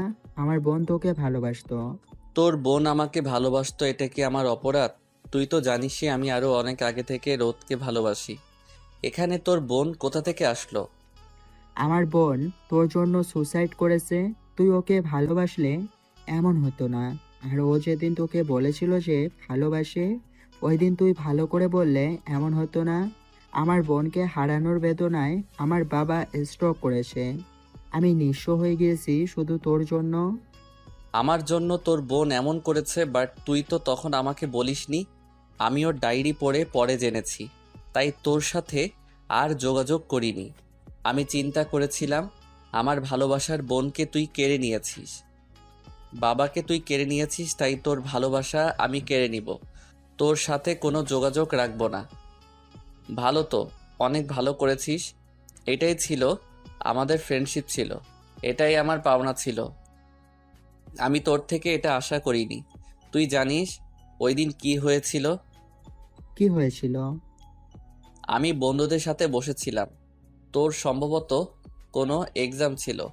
হঠাৎ করে তোর বোন আসে, এসে বলে, ভাইয়া তোমার সাথে একটু কথা ছিল। আমি হেসে বলেছিলাম, বলো। তোর বোন মানে আফরিন তখন বলেছিল, পার্সোনাল। তারপর আমি উঠে যাই। তোর বোন আমার হাতে কতগুলো রোজ দেয় আর বলে, ভাইয়া আমি তোমাকে ভালোবাসি। আমি তখন হেসে বলেছিলাম, সব ভাই তার বোনকে ভালোবাসে, আমিও তোমাকে অনেক ভালোবাসি কিউটি সিস্টার। আফরিন তারপর বলল, আমি আপনাকে ভাই হিসেবে না, অন্যভাবে ভালোবাসি। আমি হেসে বলেছিলাম যে তোমার এখন পড়াশোনার বয়স, এগুলো বাদ দাও। আর তোমার ভাই শুনলেও কষ্ট পাবে, আমার থেকে ভালো কাউকে তুমি পাবে। আর তুমি তো জানোই আমি রোদকে ভালোবাসি। ইনফ্যাক্ট তোমাকে আমি সবসময় বোনের চোখেই দেখেছি। যাও বাসায় যাও। কি হয়েছিল? আমি বললাম। আফরিন তারপর বলল আমাকে, তুমি অন্য কাউকে ভালোবাসো? আমি যে তোমাকে ভালোবাসি, আমার কি হবে? আমি তোমাকে কখনো ভুলতে পারবো না। আমি মাথায় হাত রেখে বলেছিলাম আফরিনকে যে এটা আকর্ষণ সিস্টার, কেটে যাবে কিছুদিন পর। তুমি স্টাডিতে মন দাও, আমার থেকে ভালো কাউকে পাবে। আর কোনো কথা হয়নি। আফরিন তারপর অনেকজনকে দিয়েই প্রপোজাল দিয়েছিল, আমি না করে দিয়েছি। এখন অয়ন তুই বল, এখানে আমার দোষ কি? আমি ভেবেছিলাম তুই অপমান করেছিস। বিশ্বাস কর আফরিন, এজন্য এমন ডিসিশন নিবে আমি ভাবিনি। জানিস তো আমার পৃথিবীতে আমার মা ছাড়া আর কেউ নেই। তোকে আমার পাশে তখন সবচেয়ে বেশি দরকার ছিল। এখন থেকে আছি তো সারা জীবন। আদ্র ভাই গাড়ি থেকে নামিয়ে দেওয়ার পর বাসায় প্রবেশ করলাম। বাসায় গিয়ে দেখলাম স্বাভাবিক পরিস্থিতি। বুঝলাম কেউই তার মানে জানে না আমার কিডন্যাপের ব্যাপারে। তাই ভাবলাম কিছু বলবো না, কিন্তু আম্মুকে দেখে কান্না আটকাতে পারিনি। আম্মু জিজ্ঞেস করলো কি হয়েছে, আমি সব বললাম। আম্মু শুনে সাথে সাথে পাপাকে ডাক দিল আর পুপিকে কল দিল। সবাই সব শুনে একদম হা হয়ে বসে আছে। আম্মু বারবার আদ্র ভাইয়াকে কল দিল, ফোনে চেষ্টা করছি বাট ফোন বন্ধ দেখাচ্ছে। আমরা সবাই ফুপির ফ্ল্যাটে, সবার কপালে চিন্তার ভাঁজ পড়ে গেল। আদ্র ভাইয়া ফোন সচরাচর বন্ধ থাকে না। আঙ্কেল অন্যদের মাধ্যমে যোগাযোগ করার চেষ্টা করছে। কিছুক্ষণের মধ্যে কলিং বেলের সাউন্ড পেলাম। আমি দৌড়ে গিয়ে দরজা খুলে দিলাম। দেখলাম একটি হাস্যোজ্জ্বল মুখ, প্রাণবন্ত চোখ নিয়ে আদ্র ভাইয়া এসেছে। ওনার ঠোঁটে সেই মারাত্মক হাসি যা আমাকে ঘায়েল করতে যথেষ্ট। কিন্তু এক নজর তাকিয়ে দেখি কেন যেন ওনার হাসিটা আমার ফেক মনে হয়েছে। আমি না বোঝার ভান করে বললাম, everything has a limit. What is this? জানেন ফুপ্পি, আঙ্কেল, পাপা, আম্মু সবাই কত টেনশন করছিল। এভাবে কেউ ফোন বন্ধ রাখে? আদ্র ভাইয়া আমার মাথায় হাত রেখে বলল, শুধু কি ওনারাই টেনশন করছিল নাকি অন্য কেউ টেনশন করছিল? আসলে আমার ফোনের চার্জ লো হয়ে গিয়েছিল। এর মধ্যেই বাকি সবাই এসে উপস্থিত হলো। সবাই ঘন্টাখানেক বকাবকি করলো, কি কি হলো সব কাহিনী শুনলো। কিন্তু কিছুক্ষণের মাঝে আমার মনে হলো আদ্রু ভাইয়া কিছু লুকাচ্ছিল। যদিও আমি অনেকবার জিজ্ঞেস করেছি, কিন্তু উনি বলল কিছুই হয়নি। আমি চুপচাপ নিজের ঘরে চলে আসলাম, কারণ আমি এই আদ্রু ভাইয়ার মাঝে আমার সেই পুরনো আদ্রকে পাচ্ছি না। যেন সম্পূর্ণ অচেনা একজন মানুষ মনে হচ্ছে। আমি কিছু জিজ্ঞেস করলে শর্টকাটে উত্তর দিচ্ছে। আমি আর নিতে পারছিলাম না, তাই চলে এলাম। কি বলবি আদ্র? আমার ইউএস এর টপ মেডিকেল কলেজ থেকে অফার লেটার এসেছে। কি শুরু করেছো তোমরা? এমন সুসংবাদ শুনে তোমরা এমন কেন করছো? ছেলে বড় হয়েছে, ওকে তো বাসায় বসিয়ে রাখলে হবে না। তো চলে গিয়ে শেষ, এই পিচ্ছি মেয়েটাকে হ্যান্ডেল কে করবে? ওর বাহিরে একা গেলেও রাস্তায় আর কোনো সমস্যা হবে না, আর আমি আশেপাশে থাকলে ওর স্টাডি হবে না। ওর লক্ষ্যে ওকে যেভাবেই হোক যেতে হবে, ড্রিম অ্যাচিভ করতে হবে। আর এজন্য আমি ওর আশেপাশে না থাকাটাই বেটার। ওকে জানানোই হবে না, ওকে না বলে চলে যাব। পাশাপাশি আমি ওখানে গিয়ে ওর সাথে যোগাযোগ রাখবো না। রোদকে স্ট্রং হতে হবে, ওর আমার জন্য না নিজের জন্য বাঁচা শিখতে হবে। তোমরা জাস্ট আমার কথা জিজ্ঞেস করলে পরে বলবে যে আমি অ্যাব্রোডে আছি স্টাডির জন্য। আমি চাই না যে রোদ আমার উপর নির্ভরশীল হয়ে বাঁচুক। এরই মধ্যে 20 দিন প্রায় চলে গিয়েছে। আম্মু আর ফুপি সোফায় বসে গল্প করছে। প্রতিদিন কি গল্প করে, কি কথা বলে ওনারাই জানে। সারাদিন কথা বলে ও যেন দুজনের কথা শেষ হয় না। আমারও পরীক্ষা শেষ, তাই রুমে বসে ফেসবুকিং করছিলাম। এর মধ্যেই আদ্রু ভাই আমার রুমে আসলো। আমি রুমে বসতে বলে দুজনের জন্য 2 কাপ কফি বানিয়ে নিয়ে আসলাম। তো ভাইয়া কফি খেতে খেতে আমার হাতে একটা শপিং ব্যাগ দিয়ে বলল, কাল সন্ধ্যায় এটা পরে রেডি হয়ে থাকবি, একটু বাহিরে যাব। আমি হেসে বললাম, কেন বাহিরে যাব? ভাইয়া বলল, আমার এক ফ্রেন্ডের বার্থডে, তাই ভুলেও পেতনি সাজিস না। আমি কপাল কুঁচকে বললাম, বের হন রুম থেকে, আমি পেতনি সেজেই যাব। 2 দিন পর দেখবেন বটগাছের মগডালে বসে পা ঝুলাচ্ছি। আপনি যখন নিচে যাবেন তখন আপনার ঘাড় মটকে দিব। এবার বের হন। আদ্র ভাইয়া হেসে বলল। আরে যাচ্ছি। পরের দিন দুপুরের লাঞ্চ শেষে আমি আদ্র ভাইয়ার দেয়া প্যাকেটটা ওপেন করি। ভিতরে একটা বক্স ওপেন করে দেখলাম নীল কালারের একটা শাড়ি। এত সুন্দর শাড়িটা কি বলবো। তারপর আমি দৌড়ে আম্মুকে গিয়ে শাড়িটা দেখালাম আর বললাম, আদ্র ভাইয়ার ফ্রেন্ডের বার্থডে উপলক্ষে রাতে পার্টি আছে, এই জন্য আদ্র ভাইয়া আমাকে এই শাড়িটা কিনে দিয়েছে। আম্মু হেসে বলল, কার পছন্দ দেখতে হবে না, আদ্রের পছন্দ বরাবরই মারাত্মক।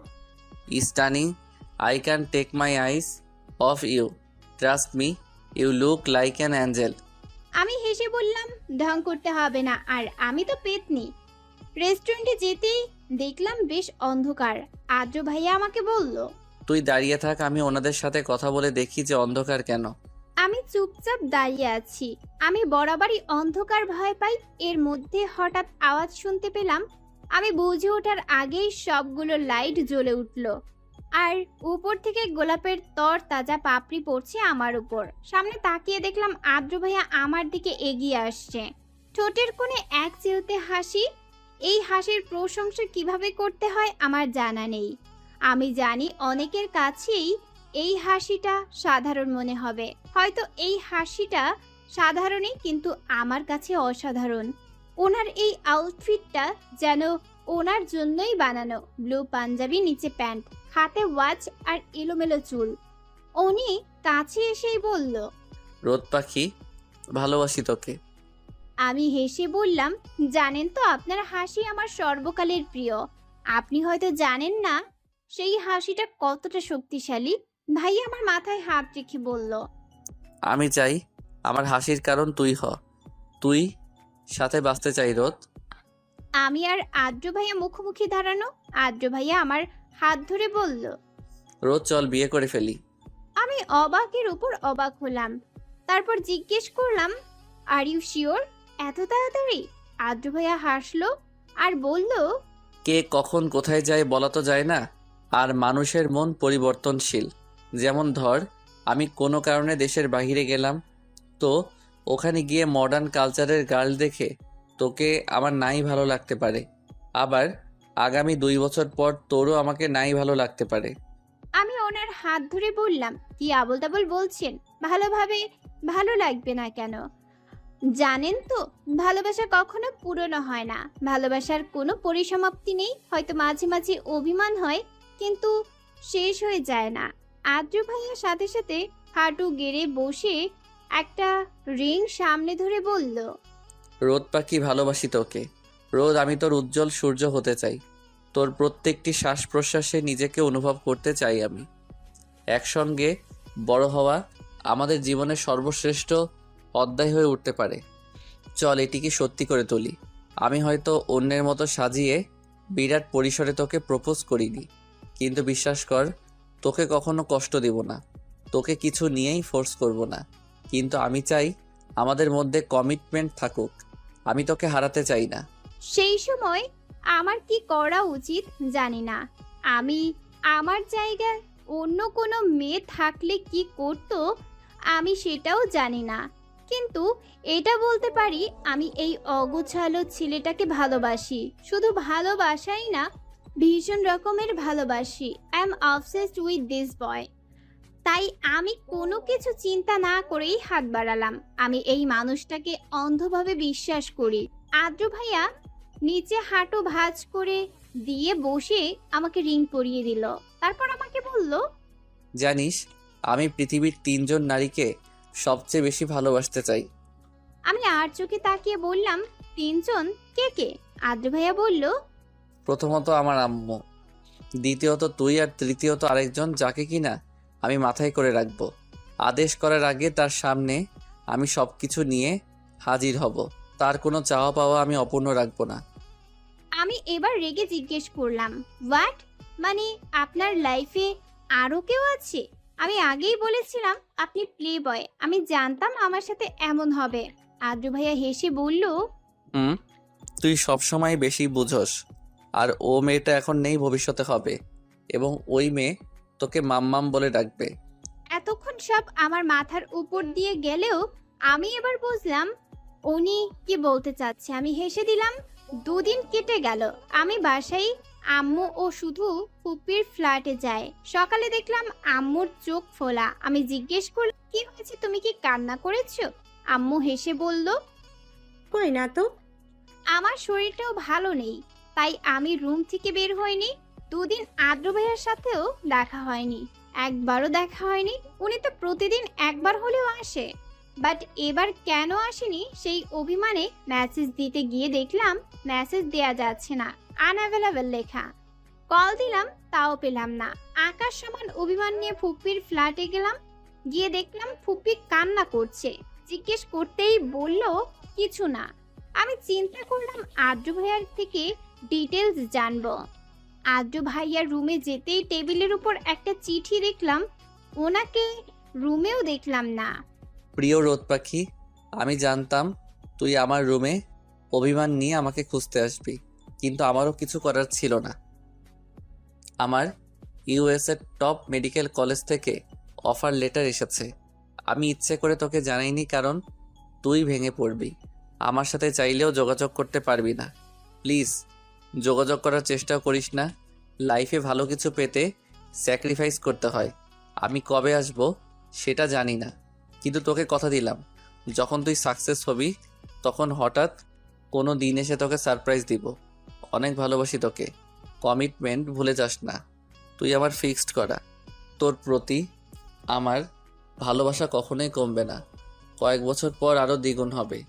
তুই নিজেই তো বলেছিলি, দূরত্ব কখনো ভালোবাসা কমায় না, ভালোবাসা কখনো শেষ হয় না। আমি জানি তুই আমার জন্য অপেক্ষা করবি। আমি সেদিনই আসব যেদিন তুই নিজের জন্য বাঁচতে শিখবি, নিজের জন্য হাসতে শিখবি, এবং আমাকে ছাড়াও বাঁচতে শিখবি, নিজের জন্য বাঁচবি। আর পিচ্ছি ভুলেও এখন কান্না করবি না। এক ফোঁটা চোখের পানিও যে না পড়ে। কলেজে যাওয়া রাস্তায় তোর কখনো সমস্যা হবে না। আমার সেট করা কিছু লোক আছে যারা তোকে আমার সেট করা কিছু লোক আছে যারা তোকে দূর থেকে দেখে রাখবে। আর ফ্রিজে তোর জন্য কয়েক বক্স চকলেট এনে রেখেছি, জানিস তো। এই জন্যই ওই দিন তোকে নিয়ে বের হয়েছি, তোকে কমিটেড করে রেখেছি। তোর সাথে অ্যাব্রোডে যাওয়ার ওটা আমাদের ফেয়ারওয়েল ছিল। আমি যাওয়ার আগেও তোর ঘুমন্ত মুখ দেখে গিয়েছি। অনেক কষ্ট হচ্ছিল যেতে, কিন্তু তোর ভালো ফিউচারের জন্য হলেও আমাকে যেতে হলো। ফ্যামিলি ছেড়ে তোদের সবাইকে ছেড়ে আমি কিভাবে গিয়েছি সেটা আমি জানি। তুই তো চাস আমি খুশি থাকি, তাহলে কখনো কান্না করবি না, আমার কথা বাদ দিয়ে পড়াশোনা করবি। আমি আবারও বলছি, ভুলেও আমার সাথে যোগাযোগ করার ট্রাই করবি না। তোর সাথে কথা না হলেও তোর সব আপডেট আমি রেগুলার পাবো। Got it? বাসার সবার কথা শুনবি ও নিজের খেয়াল রাখবি। তোর নিজের অবহেলার জন্য তোর যদি কোনো সমস্যা হয় তাহলে আমি সত্যি কখনো তোর সামনে আসবো না। ইতি, আদ্র চৌধুরী। চিঠিটা পড়ে যেন আমার পৃথিবী থমকে কেন গেল। আমার মনে হলো আমি স্বপ্নের মধ্যে আছি। কি করে কিভাবে কি হলো আমি বুঝতে পারলাম না। নিজেকে কোনোভাবেই বোঝাতে পারছিলাম না উনি কিভাবে গেল আমাকে না বলে। আমার মনের ফিলিংস বলে বোঝাতে পারবো না, কিন্তু একটা জিনিস একদম মনে গেঁথে নিলাম যে আমাকে যেভাবে হোক সাকসেস হতে হবে, এবং নিজের জন্য না হলেও আদ্র ভাইয়ার জন্য আমাকে লাইফে কিছু করতে হবে। উনি আমার জন্য এতটা স্যাক্রিফাইস করতে পারলো, আমি কেন পারবো না? আমি মনে মনে শুধু এটাই অ্যালার্ম দিয়ে রাখলাম নিজের জন্য যে রোদ ক্যান ডু এভরিথিং। দিন যেতে লাগলো, প্রায় 1 বছর হতে চললো আদ্র ভাইয়া অ্যাব্রোডে গিয়েছে, বাট আমার সাথে একদিনও কথা হয়নি। জাস্ট বাসার সবার কাছ থেকে শুনেছি যে উনি ভালো আছেন। অগোছালো জীবনটাকে আস্তে আস্তে গুছিয়ে নিয়েছি, পড়াশোনায় মনোযোগী হয়েছি। আলহামদুলিল্লাহ, রেজাল্ট আস্তে আস্তে ভালো হচ্ছে। আমি নিজেকে প্রমিস করেছি যে আদ্র ভাইয়ার ওয়াইফ হওয়ার মতো যোগ্যতা আমাকে অর্জন করতে হবে। আদ্র ভাইয়াকে ছাড়াই এখন আমি বাঁচতে শিখেছি। সবার সামনে নিজেকে হাসি খুশি প্রকাশ করলেও রাতে ঘুমাতে গেলে নিজের আবেগ কন্ট্রোল করতে পারি না। আদ্র ভাইয়ের কথা মনে হয়। প্রতিদিন রাতে ওনার হোয়াটসঅ্যাপে মেসেঞ্জারে একবার করে কল করি। জানি ব্লক করা, তারপরেও যদি আনব্লক করে সেই চিন্তা করে। মাঝে মাঝে মাথায় এই চিন্তাও আসে, এভাবে কথা না বলতে বলতে যদি দূরত্ব বেড়ে যায়, ওনার যদি অন্য কাউকে ভালো লাগা শুরু হয়, উনি অন্য কাউকে আমার জায়গা দিয়ে দিলে আমি কিভাবে মেনে নেব সেটা?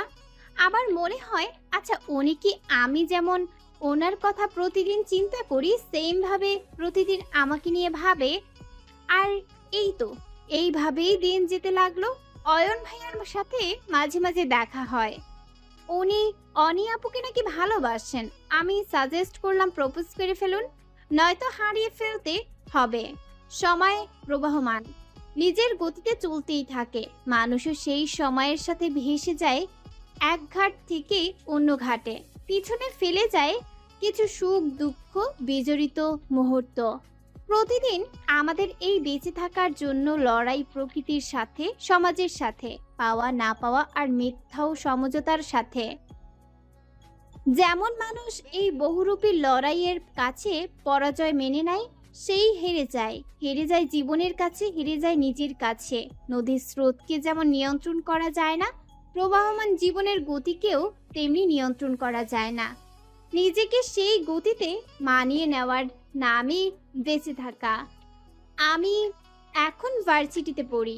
অ্যাডমিশন টেস্টে ঢাবিতে র্যাঙ্কিং তৃতীয় হয়ে ভর্তি হয়েছি।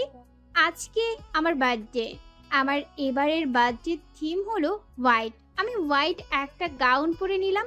নো মেকআপ লুক করা হয়েছে আমার ফেসে। বিরাট পরিসরে এবার বার্থডে পালন করা হচ্ছে। পাপা বলল এবারের বার্থডে নাকি স্মরণীয় করে রাখতে চায়, তাই। যদিও অনেক অনেক খুশি লাগছিল, বাট আমি আদ্র ভাইকে মিস করছি। আমার অবাধ্য মন বারবার চাচ্ছে আদ্র ভাইয়ের সাথে একবার কথা বলতে। তাই সমস্ত লাজ লজ্জাকে এক সাইডে রেখে ফুপ্পিকে বললাম, তোমার ছেলেকে ফোন দাও, কথা বলবো। ফুপ্পিও ফোন দিল। এত সহজে ফোন দিয়ে দিবে আমার চিন্তার বাহিরে। ফোনটা আমার কানে দিয়ে ফুপি চলে গেল। হ্যালো আম্মু, বলো। আদ্র ভাইয়া ফোনের ওপাশ থেকে বলল, সেই পরিচিত কণ্ঠ, সেই নিঃশাক্ত কণ্ঠ। আমি নিজেকে নিয়ন্ত্রণ করতে পারলাম না, কান্না করে দিলাম নিঃশব্দে। হ্যালো আম্মু, কথা বলছো না কেন? আমি অনেক কষ্টে কান্না বন্ধ করে বললাম, আদ্র ভাইয়া, আমি রোদ। ও রোদ, বলো। আমি অবাক হলাম যে উনি একবারও জিজ্ঞেস করলেন না যে কেমন আছি। আর আমার বার্থডে তো উনি কখনোই ভুলে না, বাট এখন ভুলে গিয়েছে হয়তো, তাই উইশ করেননি। অভিমানের খাতা বন্ধ করে দূরে রেখে আমি জিজ্ঞেস করলাম, কেমন আছেন? এই তো ভালো। আমি একটু বিজি আছি রে এখন। লরেন এসেছে, ওর সাথে বাইরে যাওয়ার কথা ছিল। রাখছি, পরে কথা হবে, বাই। ফোন রেখে দিলাম।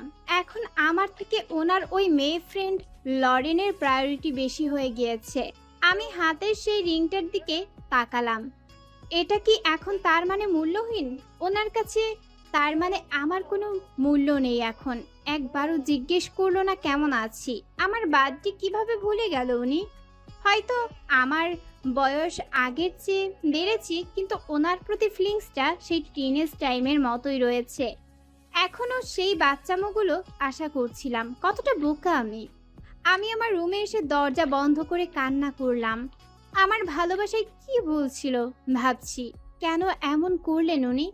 এভাবে ইগনোর করতে পারলো আমাকে? এরই মধ্যে দরজায় অনি আপু নক করলো বাইরে স্টেজে যাওয়ার জন্য। নিজের চোখ মুছে মুখে মেকআপ টাচ আপ করে বাইরে এলাম। প্রচুর গেস্ট সামনে বসা, সবার ফোকাস এখন আমার দিকে। প্রচুর লাইট দিয়ে চারপাশে আলোকিত। আমাকে দেখে আম্মু বলল, রোদ, কি হয়েছে তোর? চোখ লাল কেন? আমি ছোট করে বললাম, না আম্মু, কিছু হয়নি। ফুপি কপালে হাত দিয়ে বলল, জ্বর এসছে নাকি আবার? অলরাইট রোদ? আমি ফেক হেসে বললাম, ইয়া অলরাইট, রাইট। চলো স্টেজে চলো। আমি স্টেজে গিয়ে বসলাম। কিসের বার্থডে পালন করব? আমি যেখানে আমার মনে শান্তি নেই। আসলেই পাপা ঠিকই বলেছিলেন যে এবারের বার্থডে স্মরণীয় হয়ে থাকবে। চারিদিকে সাদা রঙের ছড়াছড়ি। সাদা মানেই পিস, অর্থাৎ শান্তি। কিন্তু আফসোস, আমার মনেই শান্তি নেই। এরই মধ্যে পাপা আমার কাঁধে এক হাত রেখে মাইক্রোফোন হাতে নিয়ে বলল, Hey, ladies and gentlemen, good evening. Welcome to the party. I am very happy that you all accept my invitation. Hope you all enjoy my princess birthday party today. Today I want to share something with you. Today is my only daughter birthday. Look how much my daughter has grown up to a lot. It still seems as if she was born in the hospital that day. It still seems that she learned to walk a few days ago. But now my daughter has become a young woman. I want to announce today that আজকেই আমি রোদের engagement programme করে ফেলতে চাই। পাপার এই কথাগুলো শুনে আমার মাথায় আকাশ ভেঙে পড়লো। আমি তো এই ব্যাপারে কিছুই জানি না।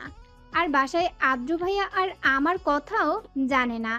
আর আমি আজকে সবার সামনে কিভাবে পাপাকে জানাবো আমি আদ্র ভাইয়াকে ভালোবাসি, যেখানে আদ্র ভাইয়া আমাকে কোনো পাত্তাই দেয় না আর চিনে না, জানি না। হুট করে বললেই হলো নাকি? আমাকে আগে অন্তত বলবে তো এই কথা। আমি সবার সামনে ক্লোজ আপ স্মাইল দিয়ে আস্তে আস্তে পাপাকে বললাম, কি বলছো তুমি? তোমার মাথা ঠিক আছে? পাপা হেসে বলল, রোদ, এইটাই তোমার গিফট আমাদের পক্ষ থেকে। আমাদের পছন্দই তো তোমার পছন্দ। আমি বললাম, everything has a limit. What is this? Papa আমাকে কিছুই বলল না। আমার চোখের পানি যেন বাধাই মানছে না। এক নিমিষেই যেন জীবনটা উল্টো পাল্টে হয়ে গেল। আমি কি করব এখন? ফ্যামিলির প্রেস্টিজের কথা চিন্তা করে রিয়াক্টও করতে পারছি না। আম্মু এদিকে না আর থাকলেই বা আমি সবার সামনে কিভাবে বলতাম? পুরো পৃথিবীর কাছে আমার নিজেকে সবচেয়ে অসহায় মনে হলো। চুপচাপ বসে রইলাম। Let's welcome our main guest, যার সাথে রোদের এঙ্গেজমেন্ট আজকে। সবাই হাততালি দিচ্ছে। আমি অধীর আগ্রহ নিয়ে বসে আছি দেখার জন্য কে এসে কে আমার কপাল পুড়তে এসেছে। এক কালো প্রাইভেট কার প্রবেশ করলো, দেখেই বোঝা যাচ্ছে দামি কোনো ব্র্যান্ডের। কার ডোর ওপেন করে এক তরুণ ভিতরের দিকে বেরিয়ে আসলো। সাদা শার্ট, কালো ব্লেজার, কালো প্যান্ট, কালো শু জুতো, হাতে চেইন দেওয়া ওয়াচ যেটা চকচক করছে। কিন্তু আমি সারপ্রাইজড। আদ্র ভাইয়া, আপনি? তো কাকে আশা করছিলি পিচ্ছি? অন্য কারোর আসার কথা ছিল নাকি আমাকে রেখে অন্য কাউকে বিয়ে করে নিবি? সাহস তো কম না তোর। আদ্র ভাইয়া বলল। আমি ওনাকে জড়িয়ে ধরলাম, চোখের পানি যেন বাধাই মানছে না। সেই পুরনো কথার ধরন, সেই মারাত্মক সুন্দর হাসি, মানে সব সেই আগের মতোই যেন আছে। আদ্র ভাইয়া আমার মাথায় হাত বুলিয়ে বলল, ছাড় এবার, সবাই দেখছে তো। তোর কান্না না হয় আমি আজ সারা রাত একা বসে বসে দেখবো, এখন কথা বলতে দে। আমি তৎক্ষণাৎ ছেড়ে দিলাম। নিজেকে বিশ্ব সেরা নির্লজ্জ মনে হলো। আদ্র ভাইয়া ফুপি ও আঙ্কেলকে গিয়ে জড়িয়ে ধরলো। ফুপি কান্না করতেই আছে। কত বছর পর ছেলেকে নিজের কাছে পেল একজন মা। আদ্র ভাইয়ার চোখও লাল হয়ে গিয়েছে, মনে হচ্ছে এই এখনই যেন সকল বাঁধ ভেঙে চোখের পানি গড়িয়ে পড়বে। বেঁচে থাকুক মা ছেলের ভালোবাসা সারা জীবন। তারপর আদ্র ভাইয়া পাপার সাথে কুশল বিনিময় করে আমার আম্মুকে গিয়ে জড়িয়ে ধরে বলল, বড় আম্মু, আই মিস ইউ এ লট। আম্মুকেও কান্না করছে। চারিদিকের পরিবেশ যেন মুহূর্তেই পাল্টে গেল। ঠিক এই সময় অয়ন ভাইয়া মাইক্রোফোন হাতে নিয়ে বলল, আদ্র, স্টপ ইট ইয়ার। এটা কোনো মরা বাড়ি না। কোথায় হই হুল্লোড় করবো তা বাদ দিয়ে ইমোশনাল পরিবেশ ক্রিয়েট করে ফেলেছিস। আদ্র ভাইয়া চোখ মুছে সামনে এলো। পাপা আদ্র ভাইয়ার সাথে আমার এঙ্গেজমেন্ট ঘোষণা করলো সবার সামনে। আদ্র ভাইয়া আর আমি মুখোমুখি দাঁড়িয়ে আছি। আদ্র ভাইয়ার পাশেই অয়ন ভাইয়া, ওনার হাতে আমাকে আদ্র ভাইয়ার যে রিংটা পরাবে ওইটা। আমার পাশে অনিয়াপু দাঁড়ানো, ওনার হাতে আমি আদ্র ভাইয়াকে যে রিংটা পরাবো ওইটা। আদ্র ভাইয়া অয়ন ভাইয়ার কাছ থেকে রিংটা নিয়ে আমার সামনে হাঁটু গেড়ে বসে বলল, রোদ, এবার আমি তোকে সবার সামনে সামাজিক মর্যাদা দিয়ে নিজের করে নিতে চাই। Let's spend the rest of our lives together. Will you marry me, রোদ পাখি? আমি হাত বাড়ালাম। আদ্র ভাইয়া অনামিকা আঙুলে রিংটা পরাতে গিয়ে দেখলো অলরেডি রিং আছে, যেটা আদ্র ভাইয়া বাহিরে যাওয়ার আগে পরিয়েছিল। আমি ওই রিংটা খুলে ফেলতে নিলাম। আদ্র ভাইয়া বাধা দিলেন, বলল, ওইটা থাকুক, ওইটা খুলবি না। তারপর আমার তর্জনী আংটি পরিয়ে দিল। ওই সময়ের ফিলিংসটা আমি প্রবেশ করতে পারছি না। তারপর কেক কাটিং টাইম। আসলে কার জীবনে কখন কিভাবে কি হয় বলা যায় না।